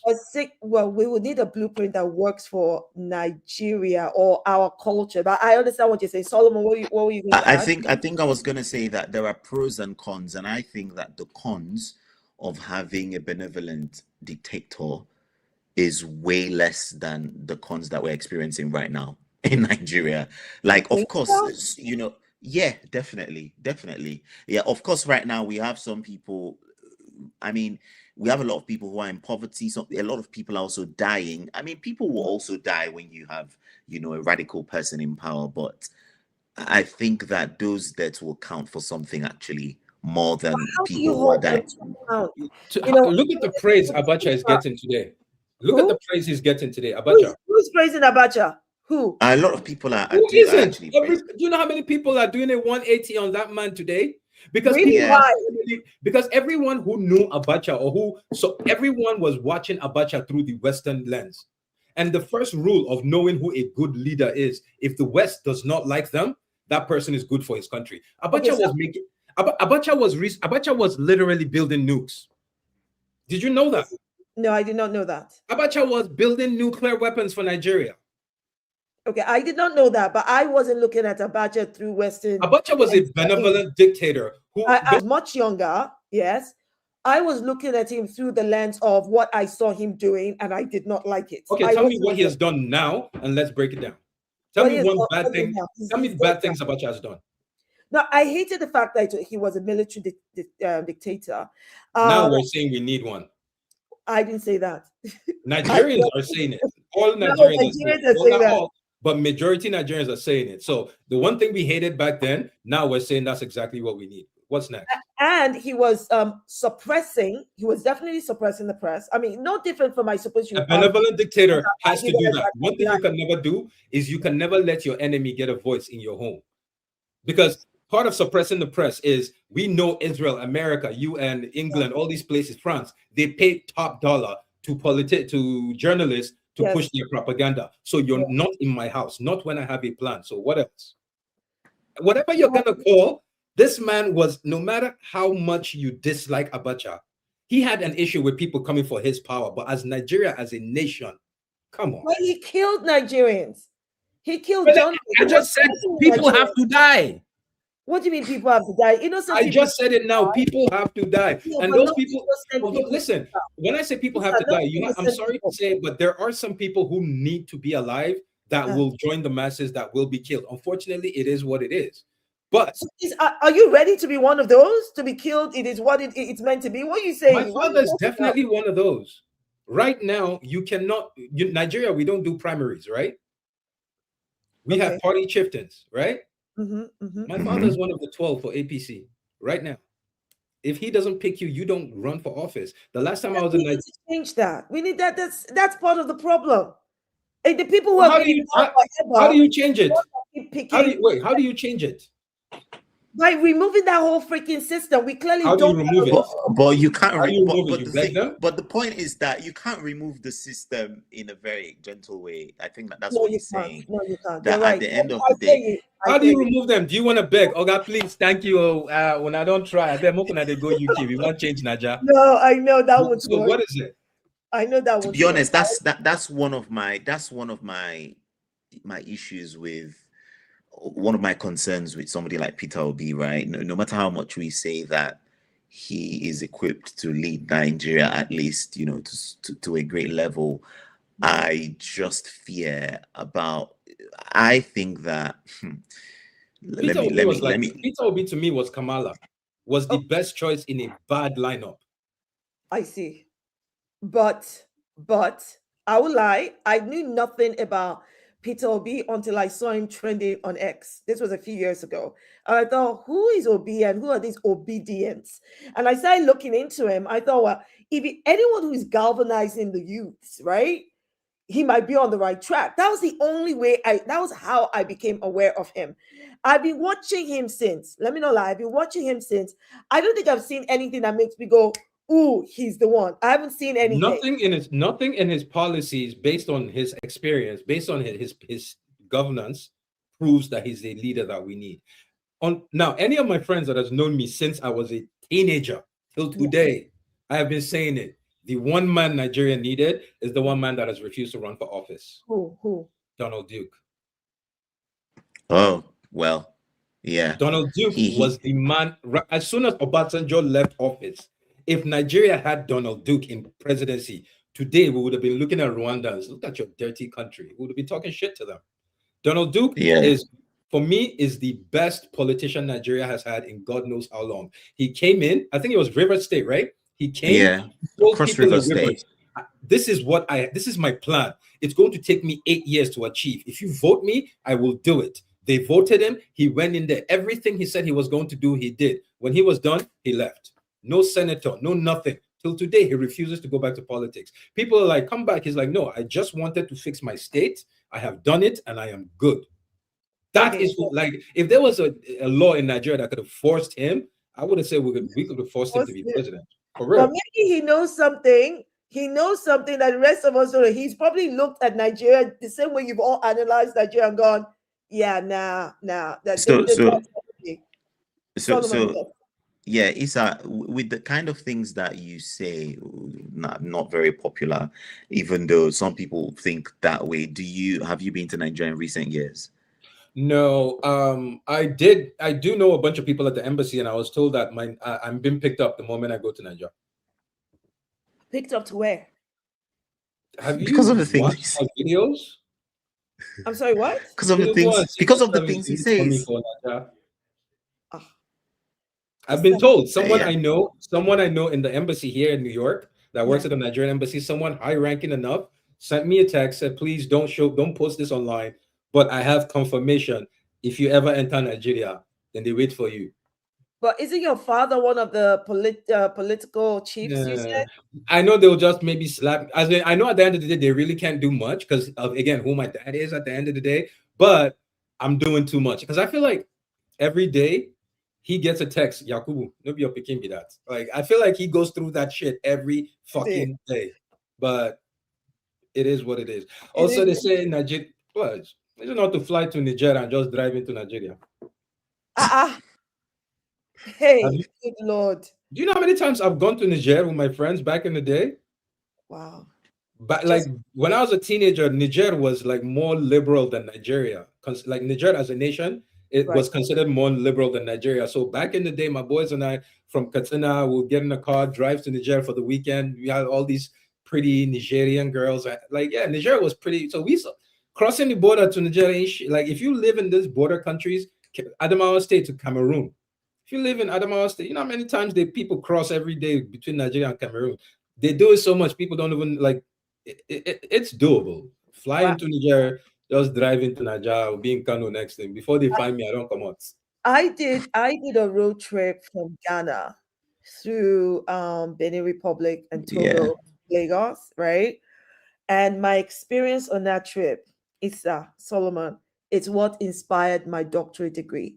My doctorate degree is on corruption, because what my eyes saw on that road trip, I was like, oh my God. And then I must have been some naive, but I saw people who were having to negotiate, and people who are hawking goods having to negotiate with the like the border patrol to just walk 2 steps to get into their country or to go and do trade. And and then I got stopped. Oh, you don't have the right papers. Go and pack that. But I do. I just gave you the ECOWAS. No, you must give us money. And then I was thinking, oh, well, this is why this is wrong. This is a violation of my husband just went, Shola, it's okay. It's okay. Just stay in the car. While I understand what you're saying. Do you know how much they get paid? You have to factor that into the conversation. What is to be honest. Does that mean they should terrorize civilians? A police officer in Nigeria, his starting salary is $31 a month. Yeah, but I mean, if you don't pay them well, though, like one of the they'll have to find other ways to make a living. It's really simple. It's not listen. I'm not saying I blame them. I'm not blaming them, but I'm not blaming them, and I'm not absolving them. I'm blaming them too. No, I'm talking about a nation or continent where we have this hierarchical system, and then you have a group of people who have weapons. Yeah, and that's their power. And they make $31 a month. Yeah, that's mad. That's insane. $31 a month. There's no police officer in Nigeria right now that you cannot live off of your salary. It's impossible. So as a police officer in Nigeria right now, unless you're living with your parents under their roof, eating their food, unless they're taking care of you, you have to find another means to make ends. Do you think it is deliberate? Do you think the political system has deliberately put police officers with less amount of money but power in their hands over people to oppress and suppress them? Because that's what it sounds like. That's just being on the street sometimes. I remember when my dad was alive, and whenever I would go home on holiday, I remember a couple of times I got stopped on the way home. And one time I was arguing with one of the police officers. I got my dad on the phone, and my dad just went. He heard me maybe for like less than 60 seconds. He just went, pass the phone. He said, pass the phone to my husband. I passed the phone to my husband. My dad spoke to him. Didn't speak to me anymore. My husband did whatever it was my father told him to do. When I got back home, guess what my father said? When are you going back to London? Because at this rate, I do not want to get a phone call that some police officer shot my daughter in a car because she's arguing over this law violation. I said, do you know where you are? Do you know where? I said, but daddy, it is right. That's why my Nigerian passport is what saves me when I'm in Nigeria. My American passport, is the only thing that saves me when I'm in Nigeria. Do you carry it with you? Do they know you have an American passport? Everywhere I go. Everywhere. And the moment police officers stop me, I whip out my passport, I break out my American accent, and suddenly whatever issue we had has gone. But how many Nigerians this is what I'm saying. That only works outside Abuja. In Abuja, they've met so many diplomats that it don't work. So the last time I tried that in Abuja, the guy wasn't feeling it. I literally had to call the embassy and say, I am being extorted. The embassy said they're going to call someone. And right there, calls made. And then instantly they let me go. What, U.S. embassy? Yeah, I called the embassy. I'm like, I'm an American citizen. I'm being extorted by the police right now, and I don't know what to do. She's like, give me a minute. And she started making calls. Do you know this is wild? You know what's wild here? That as Nigerians who live in the diaspora, our experiences back home are vastly different, vastly Yeah. different from the Nigerians at home because they don't have an embassy to call. They do not have, be lucky enough, maybe, yes, the police officer didn't shoot you, so you're able to get home, and your father says, when are you heading back to London? You know, so the reality for Nigerians who are in the hundreds of millions it is exactly what we should be talking about, which is what we're talking about, what a revolution must look like. So let me Well, kind of we want to talk. you know, can I what- just read out something? I saw a post on Facebook earlier, and I saw it. And I was like, "Oh, this is perfect." Can I just read it out? It's a little Yes. short, and it basically encapsulates the mindset of Nigerians. I saw it, and it was very hilarious. It goes like this: "We are a nation of morons. We gave a serial liar and scammer, Blessing CEO, over 2.5 million followers just because she claimed another person's house as her home, even forging documents of the house. We saw her in handcuffs. And because of that, we took her from 50,000 followers to 2.5 million followers after it was confirmed that she tried to steal somebody's house." Then it goes, think of how big of a nama we are as a country for a woman like Blessing CEO to have 2.5 million followers. We produced Saida Budge, the full stop Nama, Small Trouble. I don't know who Saida Budge is, but I went to check. She had like 1 million followers. And then you made Pella, the motor park tout, a celebrity. You made Harrison Gwamneshu a hero after many cases of scam and fraud. Something about kidney transplant. You made Mbarakas their useless content. What about Izzy and Italo, the victim that brags about being a hoe and takes dick and whatever? But you get the point of the post is he just listed out every person that should be canceled in any other society. Nigerians made them celebrities. I hear you. Okay, I hear you. Now let me round off with this because, guys, you've been so kind to spend this much time with me and us. I'm seeing so many comments through and people like going crazy. Let me finish off with this question to both of you.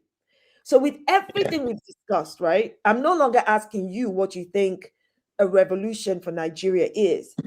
I want to ask you, starting with you, Solomon, what do you think when Nigerians call for a revolution? What do you think Nigerians think a revolution is? Definitely not something that will really make any change. Maybe social media protests. A lot of Nigerians feel like, let's just talk on social media. That really doesn't change anything.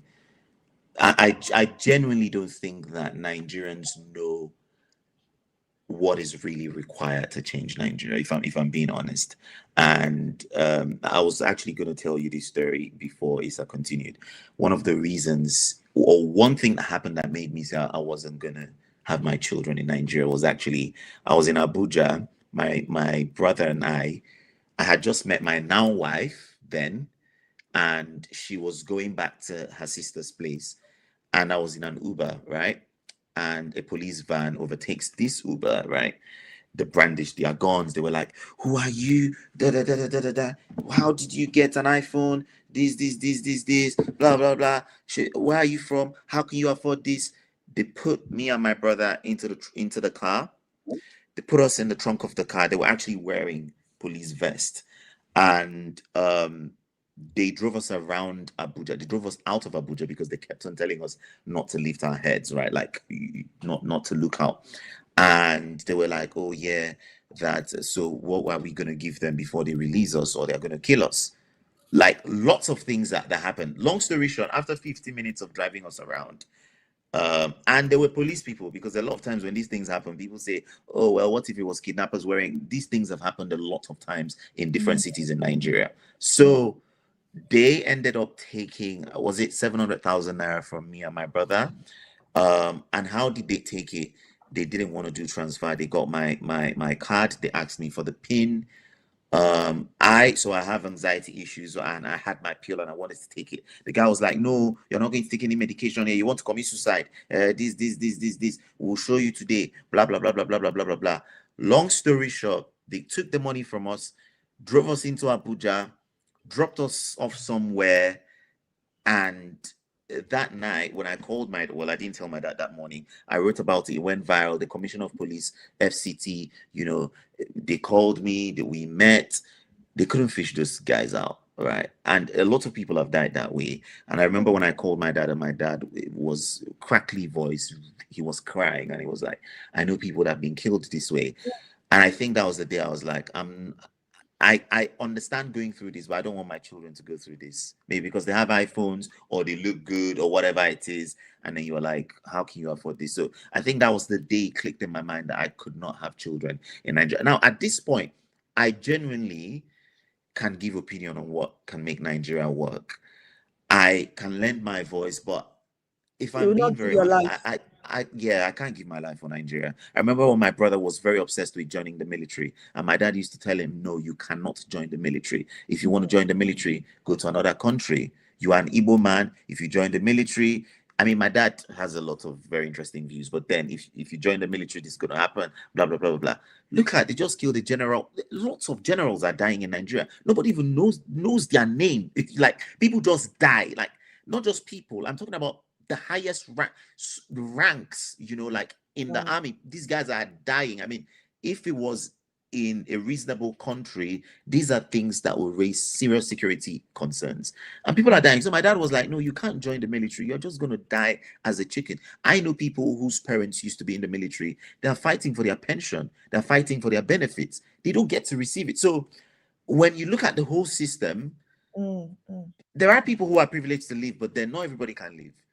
So and the people who know that they cannot leave Nigeria, and this is just me being brutal, need to find a way to make Nigeria work at the end of the day. Because there are people who will never have the resources to leave Nigeria, to get a second passport, to live in the UK, with inflation, with education. It's just what it is. Even we that are here in the UK or in the US, we still lack a sense of identity, if you get what I'm saying. You want your children to know where they're from. Like in my hometown, I can go out in the night by 2 a.m. and I know, no matter how unsafe it is, but I know that this is my father's land. There is that sense of, identity that we miss. But at the end of the day, it's just what it. I'm being honest. I did the NSAS protest in Uyo. I was part of the people. I mobilized. I joined them.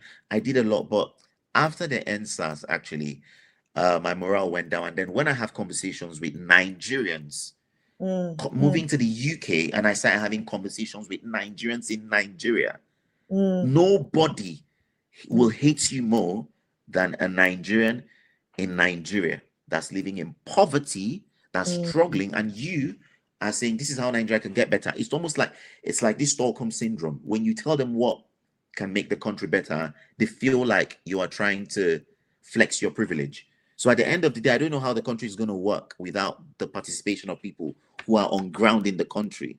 But they must want to really have a radical change, which speaks to I think Isa's point and your point as well about the revolution can't be non-violent. So Isa, to you, the same question. What do you think Nigerians think revolution is? When Nigerians call for revolution, what do you think they mean by that? Based on the comments in my videos, Nigerians think revolution is warfare. They think it's open warfare against the military. Against the military, not against the government, not against the elites? Against because the military and the police protect the elite. So from my comments, Nigerians believe revolution is a war, is open warfare. And they think they're going to lose because they don't have guns and those guys have guns. Based on the comments that I've seen. And I've tried to explain, again, if, say, a squad of police are over here trying to, protesters are coming, squad of police over there. Who's the police chief? Who's the police chief that's standing there? The DPO in Nigeria, we call it, right? The DPO. Who be the DPO? Someone knows the DPO. Call that DPO. Send him a text message. Let him see his youngest daughter tied up. And it's simple. If you stop these protesters, you will bury her tomorrow. Yeah. I said what I said. The DPO now has a choice. My daughter or the elite. That's the only way Nigerians will win. The people who are protecting them, it's one of two. We either convince them to rise up. That's why I said make your content directed at the police and the military. Show them what life is like for the average police officer outside America. Show them that they are the reason they're suffering. The system needs them to hold us in place. If not, we would change everything. Show them. That's option one. Option two, force them. Force them to choose between their families or the elite. They have to protect one. They can't protect both. So you're a police officer, you have a gun, and someone sends you a picture of your wife and kids, and they say, come home, or what are you going to do? As a woman, let's say you're a police officer, and you're the chief DPO, and right in front of Aso Rock, there's a crowd coming, and you've been giving command. Once they reach a certain point, mow them down. Before they get there, you get a text message. You see your daughter tied up. They tell you, if you do anything, you're going to bury her tomorrow. What would you do? To be honest with you, if I was a policewoman, police DPO, they probably wouldn't need to send me that text because they already know that I will be on the side of the protesters. I might have been one of those generals. But let's assume you're a Nigerian police officer who thinks like a typical Nigerian police officer. Yeah. So what would you do in that instance? You get a text, your daughter's tied up, there's a little knife to her neck, and it's simple. If you do something about that, if you stop us, you will bury her tomorrow. What would you do? You know what? I see what you guys are saying. It really does sound like one, this system is violent, and the only way you can get rid of a violent system will have to be violent, because those who benefit from that violent system will use violence to keep the system. So how else are you going to save the masses unless you violently remove them? I suppose, yes, I don't like violence. I mean, I know I don't like violence, but I also don't like, I'm one for justice. So if there's no justice in this world, if the justice is being unleashed on those who have done wrong, I'm not going to have an issue with it. But the violence, which is, but who decides the justice? Who decides justice? Take, for example, okay, look at right now. He talked about NSARS. NSARS, I was part of the people here in New York. We walked, we did all around. When it was over, Savi Rinu or whatever her name is, she went to go take a check. Now she don't buy a house for Kenya. She's living in Kenya. Rinu came out. Like, I knew it was over with the moment a bunch of people came out as the leader. I was like, it was over. There was this short guy, Rinu, and a bunch of them. And as soon as I saw that, I've been saying this, everyone has a price. Everyone. And all they did was bring them and find out what their price is. The same woman that came and told Nigerians, I am the leader of this movement, she took a payment, she purchased a house, she found a husband. Now she's living on like 3 acres in Kenya while Nigerians are living with poverty and no light. Well, what if she came to the same conclusion you both came to? The same conclusion that Solomon came to. So why did she take the money? So that means she sold us out. No. That means when I take power, she has to be one of those that have to die. Isa, why would she have to die? I said what I said. Listen, I know you said what you said, but let me challenge you on that a bit, okay? Both of you just talked about the system. Both of you have made choices based on the system. Solomon decided because of his experience, his children will not be born in Nigeria. Yes, you live in New York. You already know what all of the different, especially because of your upbringing and all of that. So maybe she saw through I'm not defending, I'm just giving you a different perspective. Maybe she saw, as somebody who's grown up in Nigeria, somebody who's led this movement, that she could have easily been killed. And but Dr. Shola, he's saying that she was paid. She took payment according to what he's saying. I genuinely but know. After he's saying she took payment after, or did she end the SARS? What was the end of NSARS, right? Yeah. There was a bunch of people that were named as leaders of the movement. What do you think? What do you think the Nigerian government did to them to make the whole NSARS end? Come on. As soon as they brought those leaders to talk with them, the conversation ended. What do you think happened?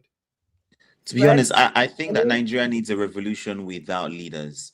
All this whole thing about, because when there are no leaders, there is really nobody to. You don't have any. That's why Kenya negotiate with.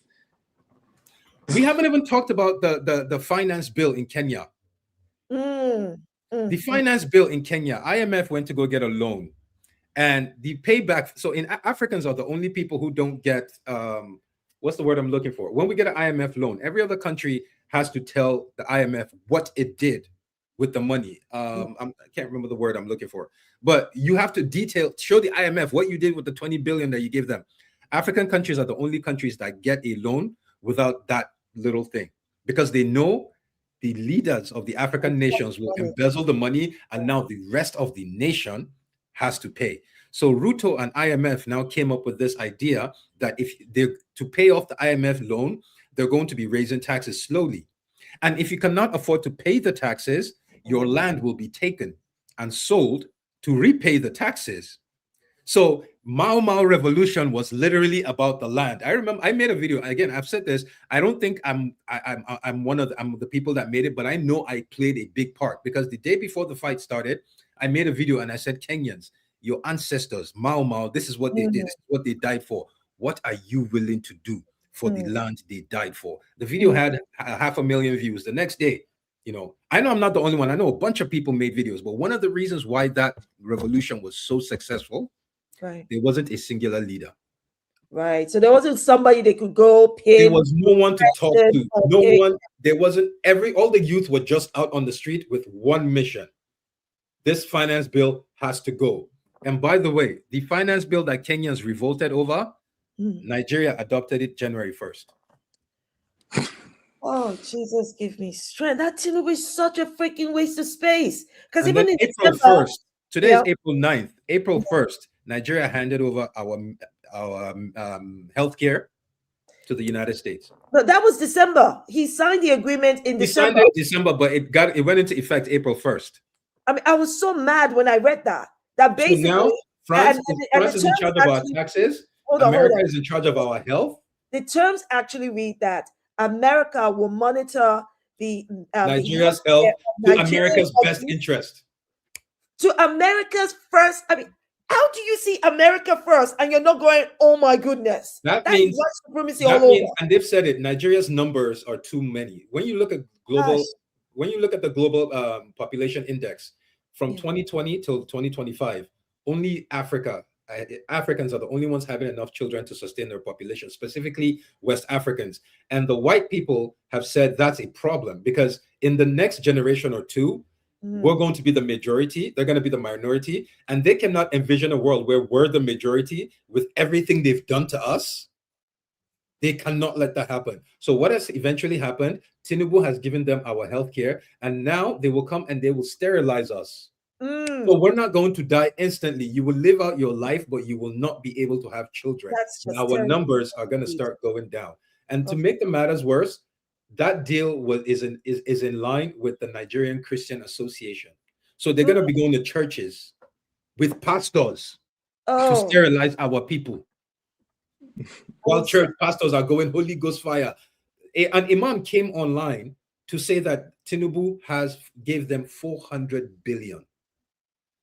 For imams. For what? Naira or dollars? 400 billion naira for imams. Funkini for what? For campaign. Campaign for 2027. Where did he get that kind of money? Northern imams have Tinubu is very rich. Of Nigerians. Northern imams received 400 billion naira to campaign for Tinubu. That I'm assuming pastors have gotten their own 800 billion or 400 billion. But one imam, the only way we know about this is because one imam came out and said it. He said they offered them that much money and he's not going to take it. And he was telling his followers to not vote for Tinubu. But everybody else, so again, the whole system of everybody's talking Al-Majri. You just said you cannot win election without the North, right? So now you have the entire foreign countries. We have a congressman that has been on TV in Congress, in front of America, in front of the whole political elite and said USAID created and was funding Boko Haram. But Nigerians don't want to hear it. I don't understand why. Nigerians, because there's this hatred that we have for each other. I say this a lot. The fastest, most effective way to unite a people is hatred. Yep. So what we need to do, if I had the money, we have to find a way to unite Nigerians over hatred of something. Something else. And I choose white people. I don't know about what Isa. I don't know about white people. I think maybe yes, the ideals like white supremacy or the way Oh, the okay. world. So it's Martians from Mars that's bringing white supremacy. No, that's not what I'm saying. You Who's know what? bringing it? Who's bringing it? I understand. I know what I'm talking about. The There we West. go. I'm White talking about people. They enslaved us. They take our. See, oh, it's simple. All we need to do right now is get Nigerians right. We have to change our education system and let them see West, because they're so isolated. Nigerians don't have any idea what's going on in the outside world. They just need to see how the world sees them. Africa is so isolated. Our education system, I've said this multiple times. Everything I'm doing, just so you guys know, everything I'm doing, my end goal is to own a farm for my personal, and my end goal as far as Nigeria goes, I want to own a TV station. Okay. Because I want propaganda. My only thing is I want to create propaganda for the African children. Because propaganda or the truth. I mean, there's a difference.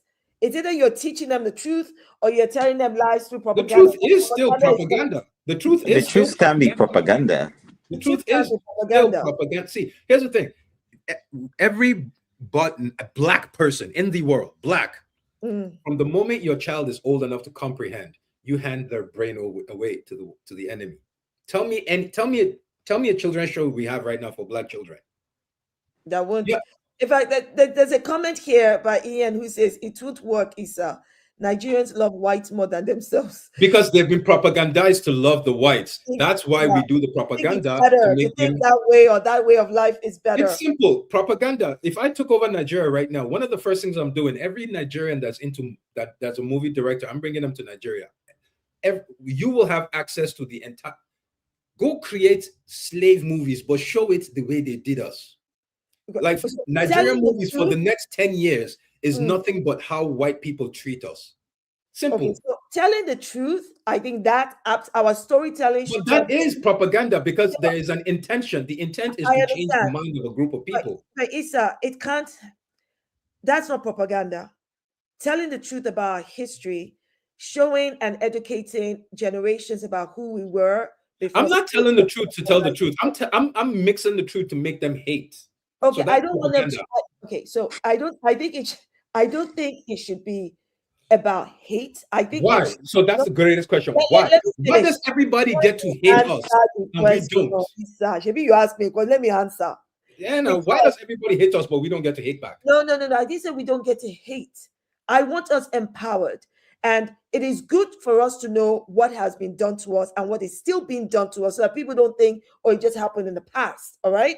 Because that income inequality and economic inequality exists between the West and other countries for a reason, non-Western countries for a reason. Okay. Can I ask you a question? Can I ask you one question? Wait, before you do, what I want us though is to be empowered to know who we are through our stories and through our truth, so that we start to see ourselves differently from the way we've been programmed to see each other and to see ourselves. Because what tribe are you? Hate only takes you all the way down. So you have empowerment and love. What tribe are you? Tribe care. I don't come from a tribe. I come from a nation of people. Yorubas are a nation. I hate all that. Okay, so you're Yoruba. You're Yoruba. It's very white supremacist. You're Yoruba. No. It is a tribe. Like, let's be real. You're Yoruba. And again, Solomon, I'm guessing you're Igbo, right? No. Igbo. Yeah. So right now. Wait, Isa, hold on a second. You've been doing corrections. Let me correct you with my thinking. The whole thing about calling Igbos or Hausas or Yorubas tribes, that is white supremacy rhetoric. There are more Yorubas and more Igbos on God's earth than there are people in Finland or Wales. But they get to be called nations. They're not called tribes. So I refuse for Igbos or Hausas or Yorubas to be called tribes. We are not tribes. We are nations of nations. Please carry on. I don't agree with you. I don't agree with you. But Finland gets to be called nation because they're a country. If Oduduwa nation became a nation, we will call Yoruba a nation. Like, come on, let's stop with the semantics. No. But we are nations. We've been amalgamated by force through all of those freaking borders thing. We are nations. That is part of the disunity because we've not yet found a common ground for all of these nations under one umbrella. What is the most spoken language in West Africa? Sorry, say that again. What is the second most spoken language in all of Africa? Tell me, is it Swahili? English. Swahili is number one. Okay. Number two is Hausa. Okay. Hausa is also the most spoken language in all of West Africa. Okay, so that doesn't go against what I said. Why is Hausas are not a nation? We're a tribe. A tribe I disagree with you. You're a nation. All right, you know what? I think let's just forget about the semantics, but continue what you wanted to say, sir. She threw me off. I can't remember what I was saying. Honestly. Come on. You were asking about our nationalities. Yeah. Yeah, but I'm trying to remember. I'm trying to remember why I was asking that question. Oh yeah, perfect. Your form of writing. Oh, Solomon, your form of writing is called insipidi. Yeah. That is your traditional form of writing. Do you know yours, Dr. Shola? The name of our form of writing? Your traditional form of writing. I don't know the name. I know we do have our own traditional. I don't know. You want to know something funny? Your form of writing is the same as Hausa's. It's called Ajami. The only difference is, you know, those like things at the top of letters that change the phonetics? Right. That's the only difference between Yoruba Ajami and Hausa Ajami. Yeah, we call them Amiu. Yeah. So it's the same thing. So now what I'm trying to say is there a way to tell Nigerians that we used to have, or let me go, is there a way to tell Igbo people now that you used to have a native form of reading and writing called insipidi? Or is there a way to do it and teach Nigerians without them getting angry at the Europeans who destroyed it? Yes. No. Can do both. Yes. So is there a way to do it while getting them to be angry at the Europeans? Yes, there is a way to do it. That's propaganda. When you have an intent, right? Even though it's the truth. But by the way, I agree with you though. I think it is the truth, right? It's the but the way you relay the truth, the reaction you get from it is the propaganda. I want to tell the truth to Nigerians, but I want to do it in a way that Nigerians will hate whites the same way they hate us. Here's my thing. The only way Black people will ever rise is if we start to match energy. And that's what my entire platform is. I don't hate white people, but God damn it, I go out, everybody, nigger this, nigger this. You know what? Okay. Now, what if you lived in a world where every Black person was treating you the way y'all treat us? A bully only stops when you slap the shit out of him. Tell me of a bully that suddenly decides, oh, you know what? No, when a bully is bullying and you slap the shit out of him, he goes, oh, okay. Black people, for some reason, 400 years, 500 to 1,000 years later, we still think being nice. Okay, so I don't think, if you follow my content, I don't think being nice is anything. And I get your point about matching energy, because that is what I do. I freaking match energy, and I say people should match energy. I think that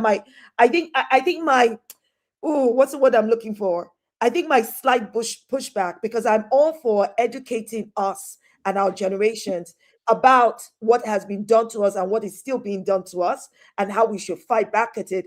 But I also believe that one of the true things that can make things change for us is empowering us with the truth of who we are, because that is what the West and white supremacy have helped take from it. They've rewritten history, so we need to tell the true history. Because look at how, when you meet, whether it's African Americans, those who don't engage in enlightening themselves on who Africans are, or even when you speak to Africans who are not enlightened about their true history, all they do is regurgitating what they have been told and taught through white supremacy. So the way we describe each other, the way we talk about ourselves, if we know who we are, and these people, the white supremacists, the West, they know who we are. That is why they're afraid of us. They don't want us to know who we are. There's a reason why they stopped African Americans being educated for all those hundreds of years. There's a reason why, even when they colonized us, the way education, our history was literally wiped off so that we would not know who we are. And I think that identity, what I'm saying is not vastly different from what you're saying, Isa. I'm just saying I wouldn't concentrate on, I want you to hate them. That's why I'm telling you this. I would concentrate on, did you know this about you? Do you understand? No, but you're not coming out to say, I want you to hate them. It's simple, something as simple as, did you know you used to have a form of reading and writing until the white people came and destroyed it because they need you to do it? That's propaganda. I am slowly making my people distrust the whites who took their culture from them. I could just say, you want to use the truth as propaganda, is what you're saying. Yes. And I'm going to add a bunch of lies in there too. Okay, so then that is propaganda. That's not telling the truth. See, I'm going to listen. I don't get. Here's the thing. How many Nigeria right now? Trump and them, their excuse for wanting to go liberate Nigeria. We know it's a lie.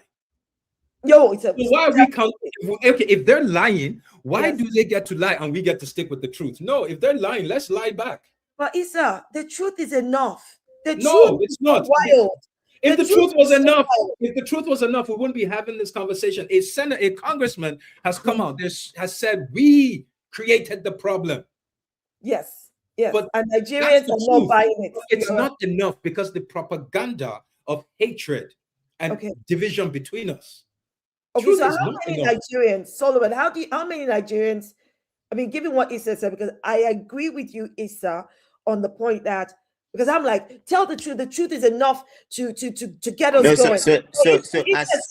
No. So how many Nigerians do you think there are like us who the truth will be enough to invigorate us? No, but the thing is, you don't. I don't agree with the strong language with Issa, but I agree with the principle. The thing is, you don't work in terms of social engineering. It's not a matter of picking out the exceptions. You are trying to literally indoctrinate people such that even if what they're believing is true, but it triggers an emotional response in them. Because the truth is that when truth is not emotional, it's not really strong in people. Like you can just tell like everybody knows the truth. Like everybody knows what to eat. That's great for them. But then until probably, let's say they go to the hospital and then, the doctor, one of my friends is like, it was the day the doctor told me if I keep on eating like this, I will die. From that day, I stopped eating that way. So I think that there is a way that truth can be engineered to make people think and act a particular way. But I get it. What did you say? I get what he says. Just like Issa, Yusuf, the way he says it must be this. I'm like, okay, where would that take us, Issa? Because the moment you start driving towards just hate, because I want them, I think I understand what you're saying, Issa. You want them to wake up to what the truth of the West is, the weapons they use against us socially. But the thing is, Dr. Shola, you know that as Africans, we are very different from Western people, even the way we talk. Like this whole thing about being very diplomatic with speech is a very Western thing. Like Africans are known to be very we literally argue. We argue as if we're fighting. That's the way we are as a people. So I think maybe Isa is just deciding not to play into the whole let me say it in a nice way so that people think I'm polite. Well, for me, right now, what's going on is I come into your house, and I start a fight, right? And now I'm telling you how to respond. I've said, if you're going to respond, here's the guideline of how you need to respond. I said, not me, say my great-grandfather came to your great-grandfather's house. Slapped him and said, if you're going to respond, this is the limit. This is how you have to respond. And now, fast forward today, you and I'll still come and slap you, and you're still responding based on how I told you to respond. That's what we're dealing with.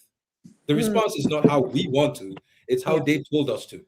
And you're saying we match energy with energy. Because they will go violent. The West goes violent. Violence is what put us in the position we're in. And it is the only thing that will get us out of the position we're in. So it's really simple. If we're not going to be violent, then we need to just figure out which white man is going to be our master and hope he treats us better. Which I cannot accept that. So you have to make one choice. Pick a master or pick a fight. Oh, I'm picking my fight. Pick a master or pick a fight. I am picking the fight. And I think you're saying no fight. You don't want the fight. No, I'm not saying no fight. I'm saying we fight. Absolutely we fight.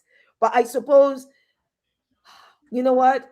I'll be honest that maybe when I think of what fight looks like, my own sense of justice is going after those who do wrong. The thought of an innocent person, like even the death penalty, I'm against the death penalty. If just one innocent person might die, I can't stand that thought. So I suppose maybe I'm still evolving in my thinking. But So I'm a nerd. I like nerdy stuff. I'm into gaming, and and I like Warhammer 40K. And Warhammer 40K, it's like this sci-fi space future space thing. And in there they have these military units, right? They're called factions. And when you meet someone that so the guy that did Superman, the guy from Superman and God damn it, this show on Netflix. Huh? The British guy? Yeah, the British guy. So he just left Superman. The reason he's not on The Witcher, the reason he's not on The Witcher season 3, he left because he's a big Warhammer fan. So he left his shooting a Warhammer series for Amazon. Everyone is excited. I'm excited. So when you meet people that are into Warhammer, the first thing you ask them is, what's your faction? And then when they tell you what their faction is, it tells you a lot about their personality. So the guy from Superman, his faction, they're called salamanders. The whole concept of Warhammer is, in the future, everything is hell. There's no good, there's no bad. Everything is hell. So find your least hellish hell and stick with it, right? So the faction that most people like are called salamanders because they're known for caring about innocence. Like when in wartime, they protect innocence. Funny enough, the faction that I chose is the exact opposite. Every time I say my faction, they're called Marines Malevolent. People look at me like, damn, dude, you got issues. Marines Malevolent don't believe in if they want to kill somebody in that building and there's 100 innocents, they'll be like, you know what? 100 lives got to go for that one, dude. That sounds like Israelis. Yeah, perfect. You have to think like them to get out of the situation we're in. You have to. I know it doesn't sound great, but let me explain this. The people that put us here are counting on our humanity. Wow. The only way you're going to, if you watch Game of Thrones, you would understand there's so many references in Game of Thrones. One of my favorite is when the object of war is not to win, but to convince the enemy that coming back for you is a bad idea. And somehow white people did that shit to us 400 years ago that now, 400 years later, we're still talking about going after them is a bad idea. They shit like us. They piss like us. They're physically weaker than us. Now we know because of the Human Genome Project, they're literally genetically inferior than us. But somehow they're on top of us with their foots on our neck. Why? Because they did something to us years ago that guarantees we will never come back for them. So that's why I fuck with the Marines Malevolent and the Israeli mindset. Look at the Israeli mindset right now. If you have U.S. congressmen talking about, I'm not suicidal. Why? Because Israel don't give a fuck. If we start being like that, I would never want to be like Israelis. In the majority, they're bloody terrorists, they're genociders, and the reason why people hate them is for the very qualities that you're extolling. I do not like Israel. It's a terrorist state. It's just evil. How many innocent black people have died? Many. Good. And we have to match energy. That when I say match energy, what do you think I'm talking about? Energy, but I think energy should be matched against those who actually commit the crime. Let me explain it. As long as the enemy knows there's a line you're not willing to cross, you will never ever defeat them. I understand. So as long as you know this, then let's go ahead and talk about right now. Since we all agree on this, let's talk about which master we're gonna pick. I'm not picking no master. I'm not picking. I want to quickly read this comment from Virgo. It says, Isa, I have to agree. In order for people to uprise, you need to make them hate their enemy. You got to match energy. Things will never change otherwise. That's from Virgo. Virgo, thank you. Let's see. Oluwabi. Unless we are willing to do like me right now, if I know there's a line you're never going to cross, then till eternity, I have you by the balls. Because I know balls, but I think I get the metaphor. I know there's a line you will never cross. And right now, every single person that is non-Black and non-African knows that there's a line we will never cross. I definitely have lines I would never cross. And then you will never be free. I will be free. You will never be free. Dr. Shola, if you have a line you will never cross, I'm sorry to be bearer of bad news. You will never. That means you will be 95 still doing this YouTube. When are we going to have a revolution? Real shit. Listen to me. There is no way in my heart and in my soul I could ever endorse or agree to children being killed or Oh, innocent. But I can't. have you ever heard? Oh, perfect. Have you ever heard this? The 200 who stood back. It's a Marcus. Is it Marcus Garvey? One of the Black American leaders during slavery. So here's the story.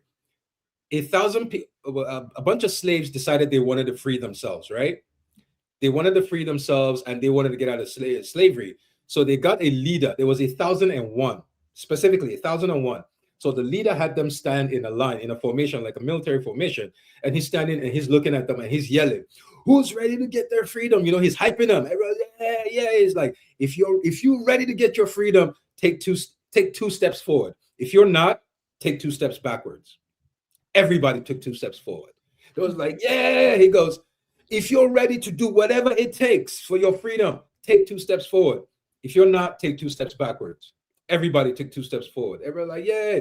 And then he goes, if you're ready to unleash the worst version of you, the most brutal thing you can think about, if you're ready to kill innocent babies for your freedom, take 2 steps forward. If you're not, take 2 steps backward. 800 took 2 steps forward. 200 stood back.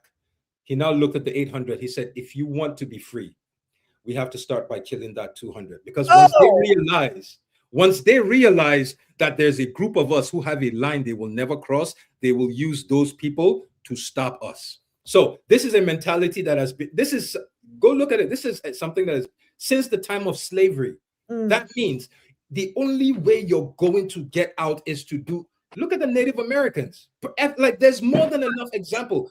Native Americans, the only way they were being treated like whatever. It wasn't until they decided we have to start doing the same thing the white devil is doing. When they started raiding the homes of the villages of the white people, killing them, killing their children, what did the whites say? Oh, you know what? Chill the fuck out. Hold on. We're going to give you your land. We're going to sign a treaty. No, they didn't do that. No, they didn't do that. No. What did they do? And kill their children. And I suppose that's what the enslaved did. You know, I'm saying, what did it take for the natives to get peace treaty with the whites? They had to become as brutal as them.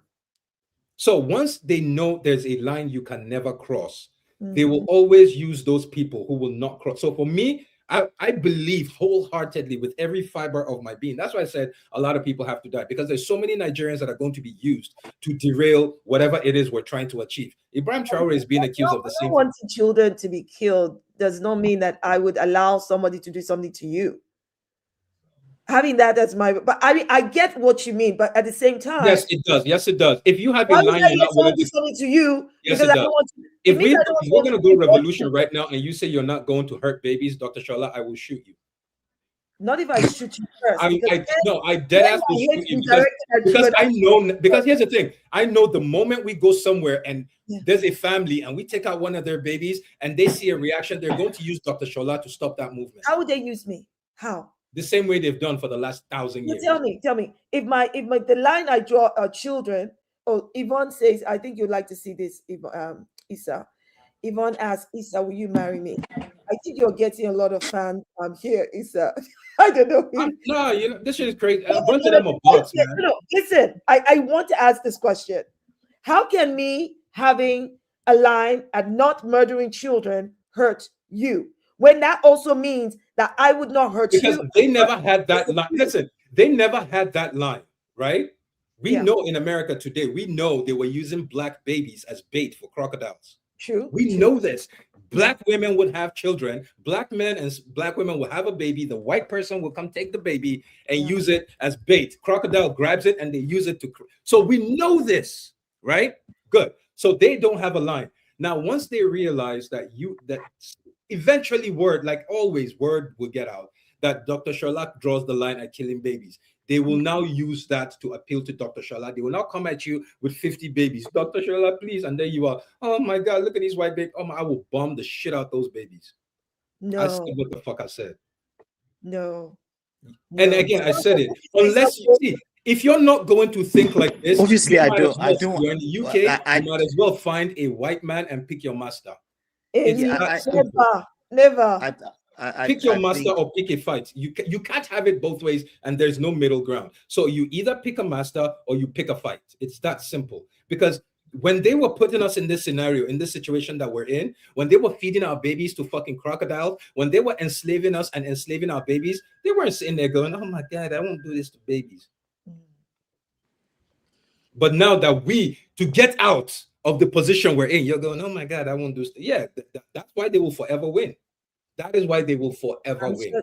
Look, I think there must be a way we can achieve what we want without murdering. I know we're only using children as an example because I said, I draw the line. I'm using children as an example because that's the ultimate no-go. And I want everyone to know that if that ultimate no-go is a target for me, I want you to understand where I'm coming from. No one is safe. Once they realize that we collectively think this way, they will start to back off. They will do everything to protect those children. Isn't that kind of similar to what happened with the enslaved when they had the slave revolutions and they killed the enslaved masters and their children and all that? And then they established Haiti. And then they established Haiti. Yeah, but my point is that I think, to your point, that the white slave masters started to understand that these people will go to any land for their freedom, which includes killing their families. And they gave them their freedom. They gave them Haiti. And because of that, they gave them Haiti. Yeah. And because I think, again, the point is, so you're here knowing it works, but somehow you just don't want to imagine. Let me just say this: that baby gets to grow up to become Donald Trump. Again, that's exactly how Israelis talk. And that is a fact. No, that I just played a video of an IDF. Yes, that is a fact. Israelis have it right. The way Israelis, demons. The way Israelis, let me just say this: the way Israelis are thinking is literally the way the British thought when they came for us. That's the way you colonize people. That's the way you exterminate an enemy. So the aggressor here, listen to me because I listen to you. The aggressor here, using the example of the Israelis, are the Israelis. So the reason that they are killing the babies is because they don't want the babies to grow up to exact justice. It's not the same thing all the way around. So when the enslaved murdered, until the Palestinians start going after Israeli babies, Israelis will never know how serious the Palestinians. Once they start going after Israeli babies, Israelis will be like, "Oh, hold up. Palestinians are for real. Okay, we need to chill. We need to come back. We need to scale back. We've done something to make them start going after our offspring." That's the one thing that makes everybody say, hold up. We need to chill. But you have said we're never going to push them there. See, a bunch of babies have to die for us to be free because a lot of babies died for us to be enslaved. It's that a lot of babies died for us to be enslaved. A handful have to die for us to be free. So you're saying the white people, the West, enslaved a lot of our black babies to enslave us? That's your point you're making. How many? No, I think what he's saying is in the process of enslaving us, and even till today, as we can see, there are lots of young, people whose lives are wasted. Like it's not necessarily like directly. So for me, you cannot. They're doing this to you, but you draw the line at doing it back to them. I say they've created the perfect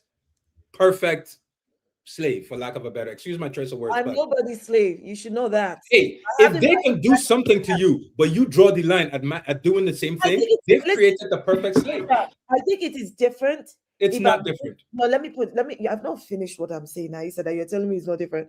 If I was faced with somebody who I knew or I'd seen kill a child, I would have no issue with retribution to that person. But for me to just kill children for the sake of killing children, why should I become the brutes that I hate? Why should I become them? All right, when this is over, I'll send you a list of powerful British men. You pick a master. I will never pick them as a master. No, I'm serious. Because here's the thing. This conversation for me, if everyone has this mentality, this conversation had no purpose. Because if I know there's a line you will not cross, then I will stand behind that line and that's it. And just deal and deal with the likes of me because there's that line. Well, Solomon, do you have a line you won't cross? Of course I do. But then I understand his perspective. I understand his perspective too, but I am also being honest about I think his perspective is more like life is just the survival of the fittest. Literally, like there is no need trying to, it's either you eat the lion or the lion will eat you. It's just like what you it guys is. are trying so hard to humanize people that have it in their books for years that you're not human. I hear you. Till today, you're trying to humanize people that till this moment do not consider you a full human. And I say right there, that is the creation. Like, but the funny thing is, let me just say, the funny thing is, if I said the same thing right now, I'm being honest, I think, like, if I said the same thing for a bunch of other Africans, for some reason, it wouldn't be like, I think if it wasn't white children we were going after, it wouldn't hit as hard. No. What do you mean? That's my, I think if, because I'm talking about any children. I mean, you talked about America, revolution in Nigeria, and I told you, when I say children, I'm talking about all. But when you said that we are humanizing, I get that point. But did you consider that I am not humanizing them? I'm talking about my humanity. It's not about them. And that's why I said for revolution to really happen, people like you have to die. I'm sorry to say it. You gotta go.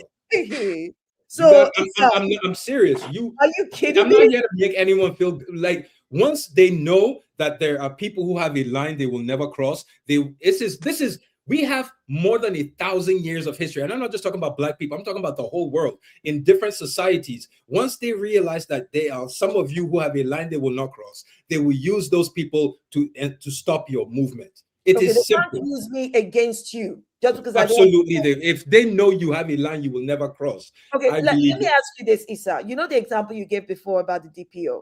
So if you were the DPO, the police, when you said, call them. So if you were the DPO, and you got that call between your child being tied up with a knife to her neck, and doing the elites, what would you choose? Because I'm imagining you go and save your child. I'm the DPO and my child is there, and I'm thinking, God tell me say make I shoot these people with a protest, and then I soon get a text that says you go bury him tomorrow. If you, I will send them another text with me and the people going.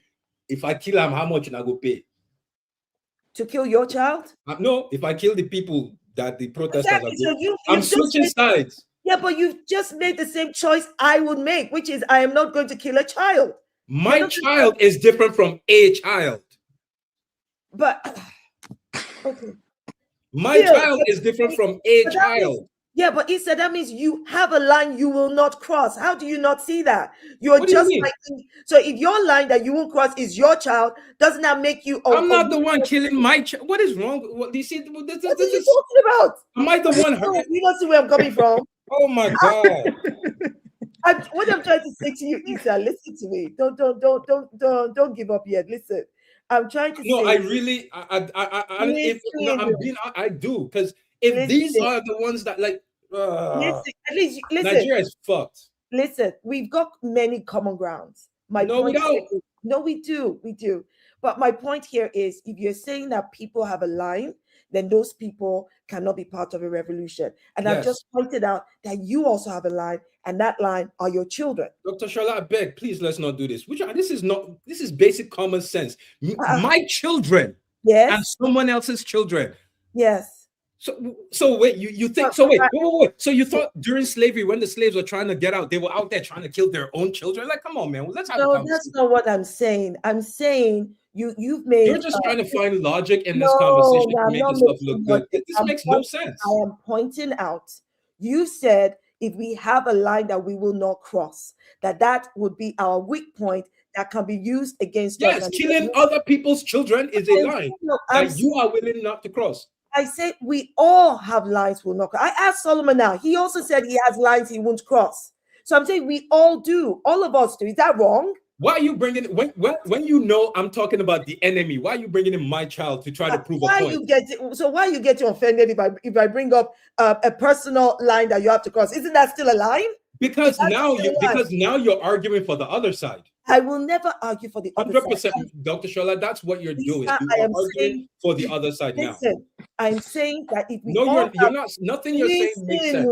Listen, I am saying that if we all have some line we will not cross, that does not necessarily mean that we can be the weapon that the enemy will use. Because whether they use my sense of oh, I don't want to kill any children, mine or others, or they use your sense of, you know what, my kids, like many people would, that would be a line that they can weaponize. But that does not mean we still cannot fight together. Oh, perfect. For them to weaponize that line, don't they have to come for my child? The same thing you say you're not going to do? I can't even do this. I'm out of here. I'm sorry. Why are you going now? I'll be weird. What was that? It is well. But no, thank you so much for having. I think we were on for a long time anyway, so he was probably tired as well. What was that? Yeah, but no, he's got really, really strong views, and I definitely I don't agree with them, but I understand the application of them, even though I don't agree with them. But Oh, thank you so much for spending time. We're on here for thank you so much, Dr. Shola. Yeah, no worries. Do have a lovely. Thank you so much. I appreciate it. I appreciate it. Maybe we might have Isa back someday if he's not too annoyed with us. yeah, no worries, no problem. Thank you so much. Thank you. I appreciate it, Solomon. Thank you. Hey, everybody, send your love to Isa and Solomon. And we're so glad you were able to join us. And thank you all for spending this time with us. I see all of your comments. And I think this conversation around, revolution is necessary, right? I think it is necessary. And it's interesting how we all come together and how, what this looks like and how we can shape life. And I'm sure that, like me, many of us are still evolving in how we think about stuff. And I think that's fine, but we need to get there. We need to get there together. God bless you. I hope to see you all next Tuesday. Remember, 8 p.m. GMT. Now keep strong and let's stay together. God bless. Thank you for watching. Like, comment, share, and subscribe.